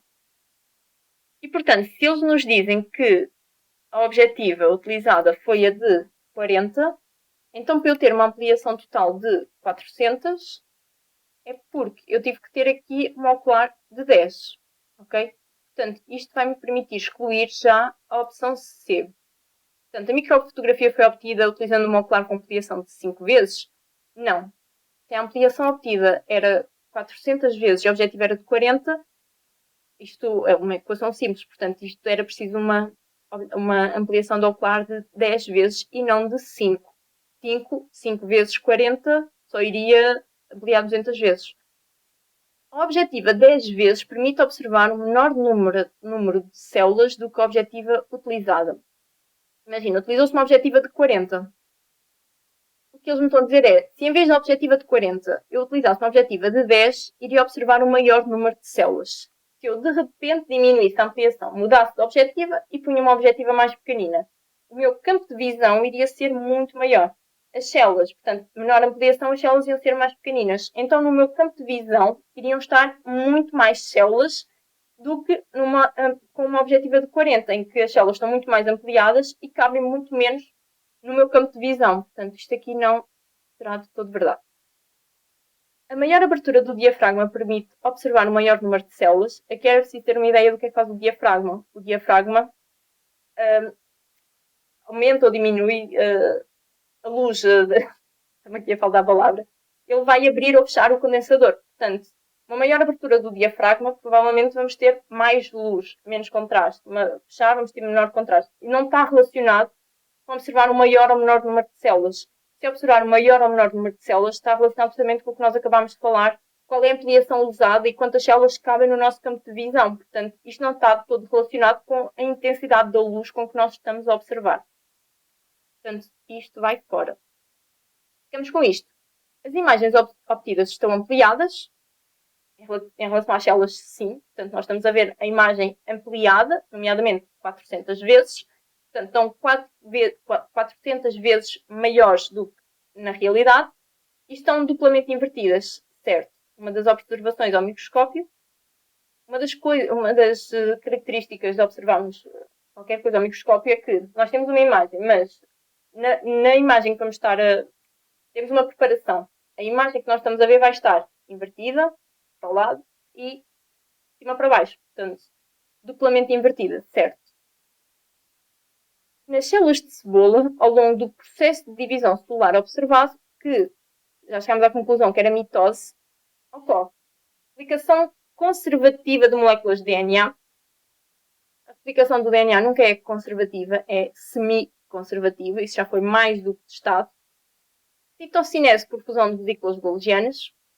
Vesículas golgianas, citocinese por fusão de vesículas é o que acontece nas células vegetais e eucarióticas vegetais. E realmente as células de cebola são células eucarióticas vegetais. Vamos só ver se conseguimos excluir as outras. Emparelhamento dos cromossomas homólogos é algo que acontece na meiose 1 e nós, neste processo de divisão, não é a meiose, mas sim a mitose. E, por favor, na replicação não há uma duplicação do número de cromossomas. Na replicação semiconservativa há um aumento da quantidade de DNA, nunca uma duplicação do número de cromossomas. Na mitose, nós temos sempre, se a célula era N, no final as duas células filhas vão ser N. Se a célula inicial era 2N, as duas células filhas vão ser 2N. Não há um processo, não é uma divisão celular que leva a uma duplicação do número de cromossomas. O número de cromossomas duplica num processo chamado fecundação e reduz para metade num processo chamado meiose. A mitose nunca leva à duplicação do número de cromossomas. Eu sei que muitos alunos confundem isto porquê? Porque associam a replicação do DNA a uma duplicação do cromossoma. Mas o que duplica é a quantidade. Continuamos exatamente com o mesmo número de cromossomas, mas cada cromossoma, em vez de ter um cromatídeo, passou a ter 2. Mas o número é o mesmo, a quantidade é que duplicou. Portanto, aqui, no processo de divisão celular observado, nós observamos a mitose, mas a mitose é uma fase do ciclo celular. Primeiro ainda vem a interfase, depois é que entramos então na fase mitótica, em que temos então a mitose e depois a citocinese. E neste caso estamos a falar de células eucarióticas vegetais, portanto a citocinese ocorre por fusão de vesículas golgianas. Okay? Vamos continuar. Entretanto, estou aqui com comichão no nariz. Explique de que modo, em tecidos relacionados com o crescimento das plantas, a etapa da divisão celular, designada como anáfase, contribui para a formação de células filhas geneticamente iguais. Ok. Aqui, teria uma resposta aberta um bocadinho diferente daquilo que é comum, confesso. Portanto, é uma pergunta de desenvolvimento muito teórica, sem irmos propriamente buscar informação. E pedíamos para explicar, sobretudo, aqui a etapa da anáfase. Portanto, de que modo A etapa designada como anáfase contribui para a formação de células filhas geneticamente iguais. Ok, o que é a anáfase? Na mitose é a ruptura do centrómero e a ascensão dos cromatídeos irmãos. Portanto, aqui o fundamental seria explicar as duas células filhas, cada uma vai ficar com um cromatídeo irmão de cada cromossoma da célula original. Portanto, o que nós teríamos que explicar aqui era precisamente essa ideia de que cada cromatídeo do mesmo cromossoma, tem dois, quando sofreu a replicação, cada um daqueles cromatídeos são exatamente iguais. Portanto, quando vai um para um lado e outro para o outro, isto para cada cromossoma, nós ficamos com dois conjuntos de cromossomas geneticamente iguais. Na minha opinião, os critérios desta pergunta também estavam muito simples, porque, inevitavelmente, eu quis explicar também o porquê dos cromatídeos irmãos serem geneticamente iguais. E aí eu tive que falar, pareceu-me lógico falar da replicação semiconservativa do DNA. Efetivamente, fiquei um bocadinho desiludida quando vi os critérios, porque achei que seria fundamental explicar essa parte e eles simplificaram muito os critérios. Portanto, foram amiguinhos também e tornaram aqui os critérios muito simples. E basicamente, eu vou ler a minha resposta, mas como já vos disse, a minha resposta tem mais do que aquilo que é necessário. Bem que, na minha opinião, seria necessário, então é um bocadinho um contrassenso. Mas, basicamente, seria explicar isto. Portanto, na anáfase, o que ocorre é a ruptura do centrómero. Quando se rompe o centrómero, cada um daqueles cromatídeos irmãos passa a ser um cromossomo independente que vai para um dos polos. Então, criamos, em cada polo da célula, um conjunto de cromossomas exatamente iguais ao outro polo. Portanto, esses cromossomas, esse conjunto de cromossomas que é formado em cada polo, vão constituir então os núcleos das células filhas seguintes. E, portanto, como eles são iguais, as células são geneticamente iguais. Ok? Mas eu vou ler-vos a minha resposta. Eu mesmo vendo os critérios eu não quis alterar porque achei que era um complemento bom ao vosso estudo, a minha resposta da maneira como eu escrevi. Portanto, eu vou aqui lê-la. No processo de divisão celular, durante o período S da interfase, os cromossomas sofrem replicação semiconservativa. Durante a replicação semiconservativa, as duas cadeias que constituem as moléculas de DNA da célula, os cromossomas, separam-se e cada uma serve de molde para a síntese de uma nova cadeia de DNA. Esta polimerização ocorre por complementariedade de bases nitrogenadas. Após este processo, cada cromossoma passa a ser constituído por duas moléculas de DNA geneticamente iguais, os cromatídeos irmãos, que permanecem unidos pelos centrómeros. Portanto, isto aqui era escusado. O que era importante era o seguinte. No início da anáfase, ocorre a ruptura do centrómero de cada um dos cromossomas existentes nas células, levando à ascensão polar dos cromatídeos irmãos. Cada cromatídeo vai para um polo oposto da célula.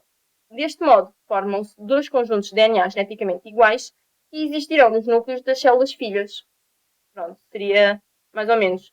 Eu, como expliquei a parte toda antes, que cada cromossoma passou a ter dois cromatídeos e tal, eu poderia só, depois não me lembrei aqui de acrescentar depois os critérios só para ficar mais evidente, mas levando à ascensão polar dos cromatídeos irmãos, cada cromatídeo vai para um polo oposto da célula e constitui agora um cromossomo independente. Podia só ter acrescentado estas palavras, ficaria mais evidente, mas na minha opinião isso não faria muita diferença no raciocínio. Faria era mesmo aqui, achei que faria sentido falar aqui da replicação. Grupo 3. Portanto, a Islândia é uma ilha vulcânica que corresponde a uma região emersa da dorsal média atlântica. Na ilha existem muitos sistemas vulcânicos. Um sistema vulcânico é um grupo de vulcões que se considera estar ligado a uma câmara magmática compartilhada, considerados ativos, localizados no mar e em terra, estando alguns cobertos por glaciares. A ascensão de magma está associada à presença do rift e a uma pluma térmica hotspot. A ilha tem intensa atividade vulcânica, erupções, fumarolas, nascentes termais, geysers e falhas ativas. As rochas são maioritariamente pobres em sílica, mas em alguns vulcões, como no Krafla, afloram também, em determinados locais da caldeira, rochas com cerca de 75% de sílica. Possuem alguns fenocristais de plagioclasses e de piroxenas. Nos vulcões cobertos por glaciares ocorrem erupções hidromagmáticas, dando origem a fluxos de lama que descem pelas vertentes dos cones vulcânicos. Os processos geológicos, o clima e a ação biológica concorreram para a geomorfologia da ilha. A rápida erosão, desencadeada pelos glaciares, pela água de escorrência, pelos rios e pelo mar, deu origem a uma linha de costa escarpada, a praias de areia negra, a fiordes, vales glaciários estreitos com vertentes íngremes que após o degelo foi invadido pela água do mar, e a sedimentação intensa nas planícies costeiras. Só que uma parte, portanto, como é lógico, nós estamos a falar de uma ilha formada de origem vulcânica e processos geológicos, o clima, a ação biológica, portanto, estamos a falar de fatores da geodinâmica externa, todos eles influenciaram a geomorfologia da ilha, portanto, a rápida erosão e tudo mais. Isto é parte de, ok, agora formamos uma ilha, formou-se uma ilha, e depois ela tem todo um processo de evolução, porque fica exposta a estes agentes da geodinâmica externa, o que faz com que se vá formando sedimentos, depois acabam por ser depositados, acabam por sedimentar nas planícies costeiras, ok? Daí termos aqui sedimentos recentes. Depois de se formar tudo isto, todas estas zonas, os sedimentos são formados, meteorização, erosão, começam o seu transporte e acabam por ser depositados aqui. Estou a falar isto porquê? Por causa depois da sequência. Ter esta ideia é fundamental para depois conseguir fazer a sequência. Todos os dias ocorrem numerosos sismos. Os de maior magnitude são raros e estão relacionados com processos tectónicos. Cerca de 99% da eletricidade é obtida a partir dos recursos geotérmicos, que são também usados para o aquecimento das habitações e das ruas das cidades de Reykjavik e da Coreia durante os longos invernos. A figura 4A apresenta a localização geográfica da Islândia, da Groenlândia, da Irlanda e da Escócia. A figura 4B representa um mapa da Islândia, as suas rochas vulcânicas, alfa, beta e gama. Agora tive uma branca aqui nos números gregos. Os sedimentos recentes e alguns aspectos geológicos relevantes da ilha. Ok, portanto, a figura 4A temos aqui a zona de Rift. A Islândia está mesmo situada no Rift. Groenlândia, Escócia, Irlanda. E aqui temos então a ilha, aqui as coordenadas geográficas, hotspot, vulcão central ativo, portanto tem numerosos vulcões. Temos aquele que eles falaram do Krafla, que está aqui. Temos este aqui que vão falar mais à frente, o Ex-Blackpool, vou dizer assim. E pronto, depois aqui há algumas rochas, das mais antigas para as mais recentes. E algumas partes da ilha estão cobertas ainda por glaciares. Vamos lá. Há cerca de 2,6 milhões de anos, extensos glaciares cobriram a Islândia, pelo que o nível médio da água do mar era inferior, semelhante ao superior.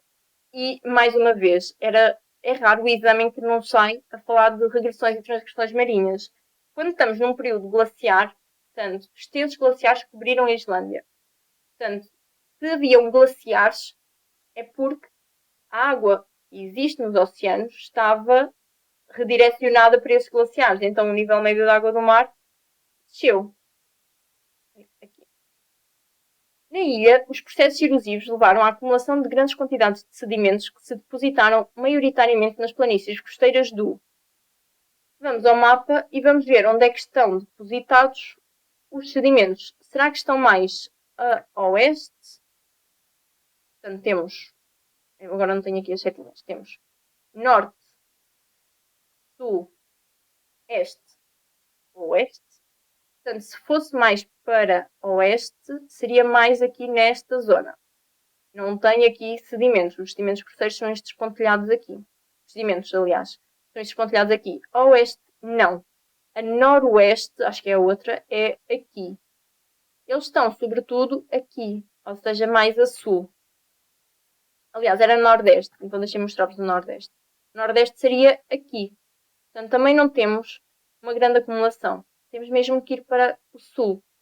Ok?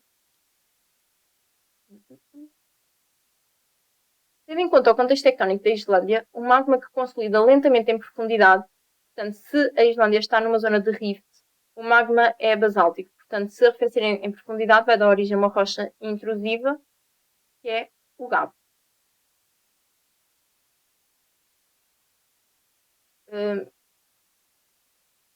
A gabbro. Se eu estava a ver o gabbro e eu não estava a perceber aqui o A. O magma consolida lentamente em profundidade tende a dar origem, preferencialmente, a gabbro. E na ilha, atualmente, o fluxo térmico é inferior, semelhante ou superior ao da Irlanda. Portanto, olhar figura 4A. A Islândia está aqui. A Irlanda está aqui. Portanto, a Irlanda está mais afastada do Rift. Logo, o fluxo térmico à superfície, ou seja, a quantidade de calor que é libertada à superfície, é menor do que na zona de Rift, que é uma zona onde temos então a ascensão de magma vindo de zonas profundas. Portanto, na Islândia, o fluxo térmico é muito superior ao da Irlanda. E na ilha, atualmente, o fluxo térmico é superior ao que se verifica na Irlanda. Identifique, dentre as afirmações relacionadas com a geologia da Islândia, as 3 afirmações corretas. Na ilha existem manifestações de vulcanismo secundário. Vou pôr já assim, vou só dizer onde é que está. Onde é que estão aqui? Fumarolas, nascentes termais e geysers. Portanto, vulcanismo secundário, sem dúvida nenhuma. No noroeste da Islândia, o grau geotérmico é inferior ao verificado na península de Reykjanes. Vamos só pensar numa coisa.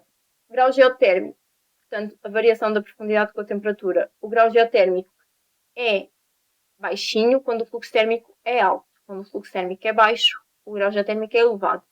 Portanto, o que é que vamos procurar aqui? Vamos comparar o noroeste da Islândia com a península de Reykjanes. E no noroeste da Islândia, o grau geotérmico é inferior, portanto, é preciso que no noroeste o fluxo térmico seja superior ao da península de Reykjanes. A península de Reykjanes está aqui, noroeste será aqui. Ou seja, portanto, mais para o norte, mais para o oeste. Aqui não estamos numa zona de rift como aqui. Nós aqui temos pela imagem. Temos aqui na península de Reykjanes uma zona que está mesmo localizada no rift. Portanto, aqui o fluxo térmico é maior e, portanto, o grau geotérmico é menor. Se o fluxo térmico é maior, é preciso descer menos graus para aumentar, menos metros para aumentar 1 grau. Portanto, o grau geotérmico é mais baixo. Então, o grau geotérmico é mais baixo na península de Reykjanes do que no noroeste, que é uma zona mais afastada do rift.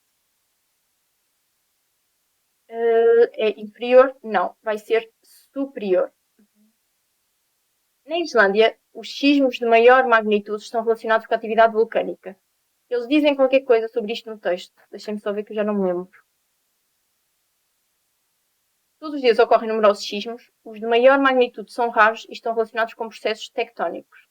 Portanto, provavelmente, aqui, a existência de zonas de falhas, que eles também dizem alguns que existem aqui falhas, não é? Sim, tem aqui falhas ativas, portanto, provavelmente os sismos que ocorrem estarão relacionados com estas falhas e não com a atividade vulcânica. Os sismos de maior magnitude estão relacionados com a atividade vulcânica? Também não. Inevitavelmente já temos aqui a 4 e a 5, mas vamos ver. No vulcão Krafla devem ter ocorrido episódios de atividade vulcânica explosiva. Certo. Aqui diz as rochas são maioritariamente pobres em sílica, mas em alguns vulcões, como no Krafla. Não era isto que eu queria fazer? Como no Krafla, afloram também rochas com cerca de 75% de sílica. Portanto, rochas com 75% de sílica são rochas ácidas, portanto, originadas de uma lava ácida e, portanto, quando a lava é ácida, as erupções são explosivas. Esta seria verdadeira por isso mesmo. Na Islândia existem recursos geotérmicos de alta entalpia, sem dúvida, porque temos aqui centrais geotérmicas. 99% da eletricidade é obtida a partir de recursos geotérmicos, o que significa que temos centrais geotérmicas que aproveitam este calor interno, este calor que vem de zonas profundas. Portanto, é convertido em eletricidade, portanto, centrais geotérmicas e energia geotérmica de elevada entalpia. Ok. Ordena as expressões. Deixa-me saber um bocadinho. Ordena as expressões identificadas pelas letras de A a E, de modo a reconstituir a sequência cronológica dos acontecimentos relacionados com a geodinâmica terrestre e com a formação e evolução da ilha da Islândia. Temos aqui início da atividade vulcânica subaérea na Islândia, acumulação gradual de lavas em almofada, Abertura do Oceano Atlântico, fragmentação inicial da Pangeia, formação de praias de areia negra. Portanto, geodinâmica terrestre. Parece-me aqui que formação inicial da Pangeia, a fragmentação, aliás, da Pangeia está relacionada aqui com a geodinâmica terrestre, portanto, a fragmentação, temos um supercontinente que é a Pangeia, que se formou no final do Paleozoico e no início do Mesozoico. Ele começou a fragmentar-se. E isto foram as etapas iniciais para a abertura do Oceano Atlântico. Início da atividade vulcânica subaérea, portanto, isto depois já está relacionado com a formação e evolução da ilha, da Islândia. Ok? Portanto, primeiro, isto depois vão muito por relações de causa e efeito. Ok? Eu gosto muito de fazer estas perguntas pensando nisso, que é, ok, portanto, eu tenho para haver a abertura do Oceano Atlântico, eu tenho primeiro que fragmentar a Pangeia. Portanto, e só depois de se dar a abertura do Oceano Atlântico é que começa então a haver atividade vulcânica. E essa atividade vulcânica, inicialmente, é uma atividade submarina. Portanto, vai haver a acumulação gradual de pilolavas, quando a lava arrefece em contacto com a água, só que depois, pela acumulação das pilolavas, elas acabam por atingir a superfície, a água do mar. E, portanto, quando isso acontece, quando a acumulação de pilolavas é tal que elas chegam à superfície, nomeadamente à superfície do mar, então a atividade vulcânica passa a ser subaérea. E aí sim, agora estamos a formar uma ilha, porque estamos a acumular material, material vulcânico acima do nível médio da água do mar. Portanto, já constitui uma ilha. Depois de formar uma ilha, como é que ela evolui? Ela evolui havendo meteorização, erosão, transporte e depois a tal sedimentação, que foi o que eu vos disse quando estava a ler o texto, a tal sedimentação que ocorre na periferia. Portanto, os sedimentos são formados, mas depois eles acabam de ser transportados e sedimentados nas zonas mais periféricas. Portanto, isto ficaria algo deste género, ok? Só aqui a pôr D, C, B, A, F. É uma coisa deste género, ok? Vamos aqui, eu já não sei quando é que começamos, mas isto já vai longo. De acordo com os dados, a formação da Islândia ocorreu num contexto tectónico. Eu já nem vou ler os dados, mas a Islândia formou-se, aliás, continua a crescer numa zona de rift. Portanto, nós estamos a falar, isto é uma pergunta tectónica de placas, nós estamos a falar de rifts. Portanto, rifts são limites divergentes, portanto, contextos tectónicos distensivos. Para além de que contexto tectónico compressivo associado à abertura de um oceano não existe. A abertura de um oceano é preciso ser distensivo. Compressivo associado a uma falha transformante também não são compatíveis. Portanto, cientificamente, estes dois estão incorretos. Distensivo associado à instalação de um rift, sem dúvida nenhuma. Distensivo associado à existência de falhas inversas também está cientificamente incorreto, porque contextos tectónicos distensivos, as falhas são normais. Portanto, isto é a teoria que nós sabemos. Em alguns locais da caldeira do vulcão Krafla, afloram rochas com cerca de 75% de sílica. Isto já vinha no texto. De acordo com os dados, pode inferir-se que estas rochas resultaram da diferenciação de um magma básico. Nós sabemos que estamos numa zona e disseram-nos que a atividade vulcânica tinha duas origens. Ou o rift, ou ponto quente, ou pontos quentes, hotspots. Em qualquer um destes casos, é magma originado em zonas profundas do manto e originado da fusão do peridotito. Portanto, estamos a falar de um magma básico. Se nós temos aqui neste local rochas ácidas, é porque teve que haver a diferenciação do magma básico no magma ácido. Portanto, à partida, vou já colocar esta aqui porque faz-me todo o sentido. Porque nesta zona não há como formar um magma ácido. As origens do magma que nós temos nesta zona, ou é o rift ou é o ponto quente. Em qualquer um dos casos é magma básico. E, portanto, teria que haver aqui a sua diferenciação no magma mais ácido. São riólitos. Aqui são riólitos se realmente forem rochas extrusivas. Acredito que sim, mas precisaria de ver ali melhor no texto, só para confirmar. Mas diz aqui, tem grande porcentagem de minerais máficos. Cientificamente isto está incorreto, porque rochas ácidas com grande porcentagem de sílica, são rochas que têm uma grande porcentagem de minerais félsicos. Resultaram da recristalização de minerais félsicos. São rochas magmáticas, portanto, originaram-se da cristalização, não da recristalização. Isto seria metamorfismo. São melanocratas e apresentam fenocristais de piroxenas. Ali no texto falavam qualquer coisa de fenocristais de piroxenas, mas não me lembro, sinceramente, se era destas rochas ou não. Mas têm 75% de sílica, elas são leucocratas, minerais félsicos. Portanto, apagamos porque as três cientificamente estão incorretas. Portanto, por exclusão de partes, lá está, imaginem. Ok, nós temos este dado, mas não tínhamos que interpretar muito além daquilo que nos é dado, porque realmente conseguíamos facilmente excluir as que estavam cientificamente incorretas. Na Groenlândia, na Escócia e na Irlanda foram identificadas rochas com cerca de 60 milhões de anos, formadas a partir do magma resultante da pluma térmica que atualmente alimenta parte do vulcanismo que ocorre na Islândia. Portanto, temos uma pluma térmica que está localizada na Islândia e estas ilhas também foram formadas nesta pluma térmica. Considerando as rochas acima referidas e a localização geográfica daquelas regiões representada na figura 4A, pode inferir-se que a Groenlândia se foi afastando da Escócia devido ao movimento das placas tectónicas. Vamos só aqui acima ver aqui um pormenor, que é onde é que está o hotspot? Está aqui. Portanto, Escócia está aqui, Groenlândia está aqui. O hotspot estará aqui. Significa que ambas se formaram ali. Só que, coincidentemente, aquilo está numa zona de rift. Pronto, o rift está medido aqui a formando crosta oceânica. Aquelas zonas estavam aqui e depois foram-se afastando. Ok?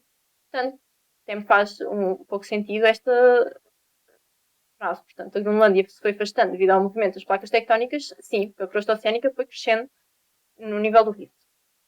A Groenlândia se deslocou gradualmente para sudeste. Nós temos aqui o ponto quente. Se a Groenlândia está aqui, ela não foi para sudeste. Ela foi para oeste, noroeste, diria, mais ou menos. Portanto, para ela se ter deslocado para sudeste, era preciso que o ponto quente estivesse aqui e a Groenlândia estivesse aqui, onde eu tenho o rato.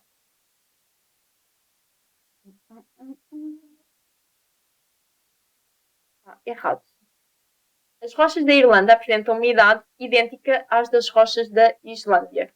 Não, porque a Islândia está agora no ponto quente e a Irlanda já se afastou. Portanto, a Irlanda formou-se primeiro, entretanto, já se formou toda aquela crosta oceânica e as rochas da Islândia são muito mais recentes, porque elas estão exatamente localizadas no ponto quente.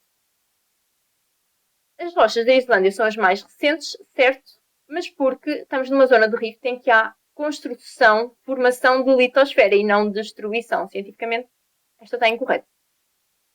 7. Na Islândia existem organismos pertencentes ao domínio Árquea capazes de suportar temperaturas muito elevadas. São extremófilos. Considerando o seu habitat e as características que os distinguem dos organismos do domínio bactéria, podemos afirmar que os seres do domínio Árquea se desenvolvem. Vamos relembrar os domínios de Lewis. Lewis subdividiu o reino Monera em dois domínios, as Árquea e as bactéria. Se tanto as Árquea como as bactérias são do reino Monera, elas têm em comum o mesmo tipo de organização celular, ambas são células procarióticas, seres unicelares com células procarióticas, inevitavelmente. Depois, ambas têm o mesmo, aliás, têm o mesmo tipo de nutrição, se bem que, ok, temos bactérias, as cianobactérias, aliás, o reino Monera tem seres que, em relação ao tipo de nutrição, ou são autotróficos ou são heterotróficos por absorção. E, eventualmente, teremos até alguns, aqui nas Arquea é mais por absorção, mas nas bactérias também existiram outras que são heterotróficas por absorção. Aliás, estava a dizer isto, minto. As Arquea até serão mais quimio-autotróficas. Mas se estão todas incluídas no mesmo reino, é porque têm esse aspecto em comum.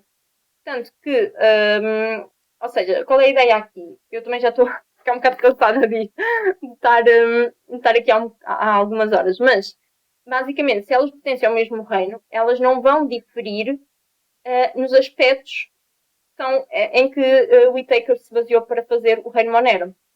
elas vão se diferenciar no critério que levou à distinção de um domínio e do outro. E esse critério foi a análise do RNA ribossómico. Portanto, os seres do domínio ar, mas deixa-me só ler a frase, considerando o seu habitat, que é esta parte inicial, e as características que os distinguem dos organismos do domínio bactéria, podemos afirmar que os seres do domínio Archaea se desenvolvem em solos arenosos e possuem diferente organização celular. Se são capazes de suportar temperaturas muito elevadas, certamente não serão em solos arenosos, mas sim em nascentes termais ou em fumarolas. Apresentam diferente organização celular? Não. Tanto as bactérias e as árqueas são células procarióticas. Em termos do seu habitat, estarão em nascentes termais? Possivelmente. Apresentam diferenças a nível celular para as bactérias? Sem dúvida nenhuma, porque diferem no RNA ribossómico. Em fumarolas, possivelmente. Apresentam diferenças no modo de nutrição? Não. Pertencem ao mesmo reino, portanto terão esse aspecto em comum. E a mesma coisa aqui. Solos basálticos também não é compatível ali. O solo basáltico, portanto, a lava já arrefeceu. Naqueles primeiros tempos ainda está quentinha, mas depois eventualmente arrefece. Diferente organização estrutural, também não, porque em termos de estrutura é exatamente a mesma coisa, são procarióticas e unicelulares. Para determinar a localização do epicentro de um sismo, é necessário utilizar o valor da magnitude, nem pensar, a intensidade máxima também não intervém. As características litológicas de um local vão afetar a intensidade sísmica, mas não o epicentro. O epicentro é determinado usando os dados do sismograma, nomeadamente o tempo de chegada das P e das S. Calculamos o intervalo S menos P, fazemos a relação, ok, qual é a distância epicentral, traçamos 3 circunferências e o local de interseção será o epicentro do sismo. 9. É a última? É, ok. Eu não vi a que horas comecei, mas já devo estar aqui para aí 1h30 no mínimo. Entre 20 de março e o final de junho de 2010, ocorreu uma erupção do vulcão Eyjafjallajökull, cuja localização se observa na figura 4b, página 12, e na figura 5. Portanto, nós temos aqui a figura 5 e temos aqui também, deixa-me subir um bocadinho, está aqui, exatamente aqui, nesta zona mais a sul da ilha. Ok. Portanto, temos aqui um pequeno parágrafo, lembrem sempre que isto é muito importante. A 5 de março de 2010, antes do início da erupção, considerando os dados da deformação crustal obtidos por GPS, portanto, isto é uma das formas de monitorização dos vulcões, as autoridades islandesas evacuaram as populações que viviam próximo das bases do vulcão. No mês seguinte, as cinzas da erupção obrigaram à paralisação quase generalizada do transporte aéreo europeu, pois podiam causar avarias nos motores dos aviões. Ou seja, nós temos aqui um vulcão que está situado numa zona de rift e de pontos quentes, portanto, o ponto quente acho que era ali mais em cima, não é? Mas tem magma basáltico. Agora, nós temos aqui a indicação de que, para já, é um vulcão, que eles depois dizem aqui, subglaciar. E que houve cinzas de tal modo que evacuaram populações e paralisou o transporte aéreo. Portanto, isto não é muito compatível. Se nós temos um magma basáltico, ele vai originar esquadas lávicas, não vai originar emissão de piroclastos. Portanto, isto aqui já é para estarmos um pouco atentos. Explico de que modo a localização subglacial do vulcão potenciou, por um lado, portanto, eu tenho que começar, o meu ponto de partida de resposta é esta localização subglaciar. O elevado risco para as populações que vivem próximo da base e, por outro lado, a emissão de uma elevada quantidade de cinzas que paralisou o transporte aéreo europeu. Ou seja, vamos pensar, este magma inicialmente teria que ser basáltico, porque nós estamos numa zona em que o magma é basáltico, mas ele está localizado por baixo de um glaciar. E, portanto, isto fez com que ele tivesse um elevado risco para as populações, tiveram que evacuar, não populações quaisquer, aquelas que vivem na base, e, por outro lado, houve a emissão de grandes quantidades de piroclastos, portanto, teve que haver, inevitavelmente, uma diferenciação magmática e a formação de um magma mais ácido. Tanto que eu quero só vir aqui mostrar. Eles aqui não falam muito do vulcão deste, creio. Mas diz aqui, isto que vocês poderiam usar nos vulcões cobertos por glaciares. Se achassem que isto não fosse tão óbvio assim, porque para quem terá estudado bem o capítulo do vulcanismo, sabe perfeitamente o risco que é e da influência que tem a água nas erupções vulcânicas. Mas, para quem não tivesse muito essa experiência, podiam ter vindo logo. Eles estão aqui a dizer que alguns até estão cobertos por glaciares. E estão aqui a dizer que nesses ocorrem erupções hidromagmáticas, dando origem a fluxos de lama que descem pelas vertentes dos cones vulcânicos. Portanto, isto na verdade estão a falar de lares. Nem era preciso usar o termo correto para isso, que é lar, mas era precisamente dar esta ideia. Ou seja, quem estivesse assim meio perdido e não percebesse logo à partida qual era o que é que era fundamental dizer, aqui no texto tinha aqui algumas dicas que podia usar. E era precisamente começar por aí. Esse efeito da água é precisamente. Depois, lá está. Não tínhamos aqui diretamente, mas no pequeno enunciado fala-nos das cinzas e a própria pergunta fala de cinzas. Portanto, é uma coisa que se fala também quando nós damos o capítulo de vulcanismo na Geologia 10º ano, que é o efeito da água. A água em contacto com a lava aumenta o teor em gases, foi o que eu escrevi depois na minha resposta, aumenta o teor em gases, aumenta a viscosidade, as lavas tornam-se mais ácidas, as erupções tornam-se mais explosivas. Ao serem mais explosivas, lá está, vão originar cinzas e menos esquadas lávicas. Esta, mais uma vez, era uma pergunta que eu achei que podia ter sido mais desenvolvida, podiam ter sido um pouco mais exigentes nos critérios, mas já não me lembro bem o que é que eles puseram, mas puseram só a questão de haver aquelas correntes de lama, ok? Na mistura das cinzas com a água resultante da fusão dos glaciares. E depois a questão de realmente a água em contacto com o magma torna a erupção mais explosiva e isso origina mais cinzas. Nos critérios está tudo assim muito mais superficial. Eu tive necessidade, achei que seria necessário, até porque, lá está, imaginei, nós é sempre um bocado difícil que nós temos aquela ideia, será que o exame vai ser mais acessível, será que vai ser mais complicado? Então, se nós fizermos exames de anos anteriores, nós vamos, há certos anos em que os exames exigem respostas de desenvolvimento muito mais detalhadas, muito mais precisas, e não tanto assim superficiais ou pouco aprofundadas. E no caso, mais vale nós aprofundarmos e dizermos até um pouquinho a mais se estiver bem dito, porque aí, se não tiverem certeza do que estão a dizer, não digam mesmo, e acabar por contemplar os tópicos todos e eventualmente uma outra informação extra. Mais vale isso do que deixar tópicos por falar. Eu vou ler-vos aqui a minha. Está tudo aqui lá. Eu vou ler-vos aqui a minha resposta, ok? O vulcão é que já. Isto é óbvio que eu gostava muito de saber dizer este nome. É Jacques Jalocul, mas eu sei que isto. Eu já ouvi estes nomes em documentários e entrevistas e coisas do género, e eu sei que isto não é com isto tudo, ou seja, é que choculo. Acho que é uma coisa assim, ou seja, é muito mais fácil do que aquilo que aparenta, mas realmente não sei como é que é. O vulcão Weixoku localiza-se por baixo de um glaciar que, devido ao elevado fluxo térmico da região, pode derreter parcialmente. A água originada da fusão do glaciar pode infiltrar-se na superfície, atingida a câmara magmática, aumentando o teor em gases do magma e a sua viscosidade, havendo assim a diferenciação de um magma básico num magma com um caráter mais ácido. Imaginem, isto nos critérios está só. Quando ocorre a erupção, o magma, lava, mistura-se com a água e torna-a mais explosiva. Na minha opinião, isso está muito superficial. Porque, como é lógico, quando nós temos uma erupção, mas a erupção, ok, ela.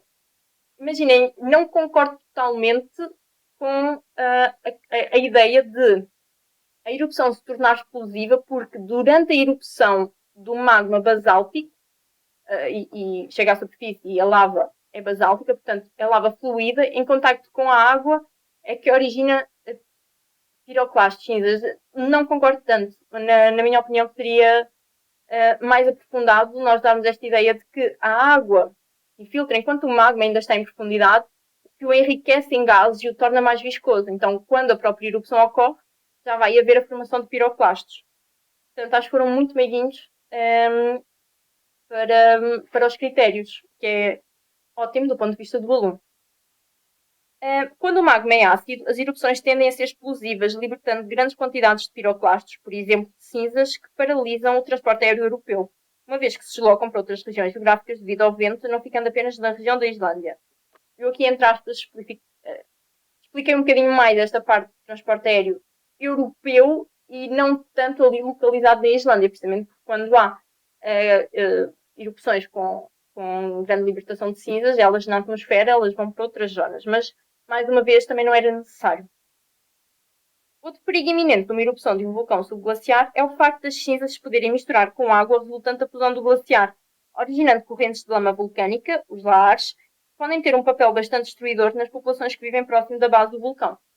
Pronto. Na minha opinião, isto seria uma resposta de tipo. Claro que depois me desiludiu um bocadinho quando vi os critérios e vi que realmente estava um pouco mais simplificado.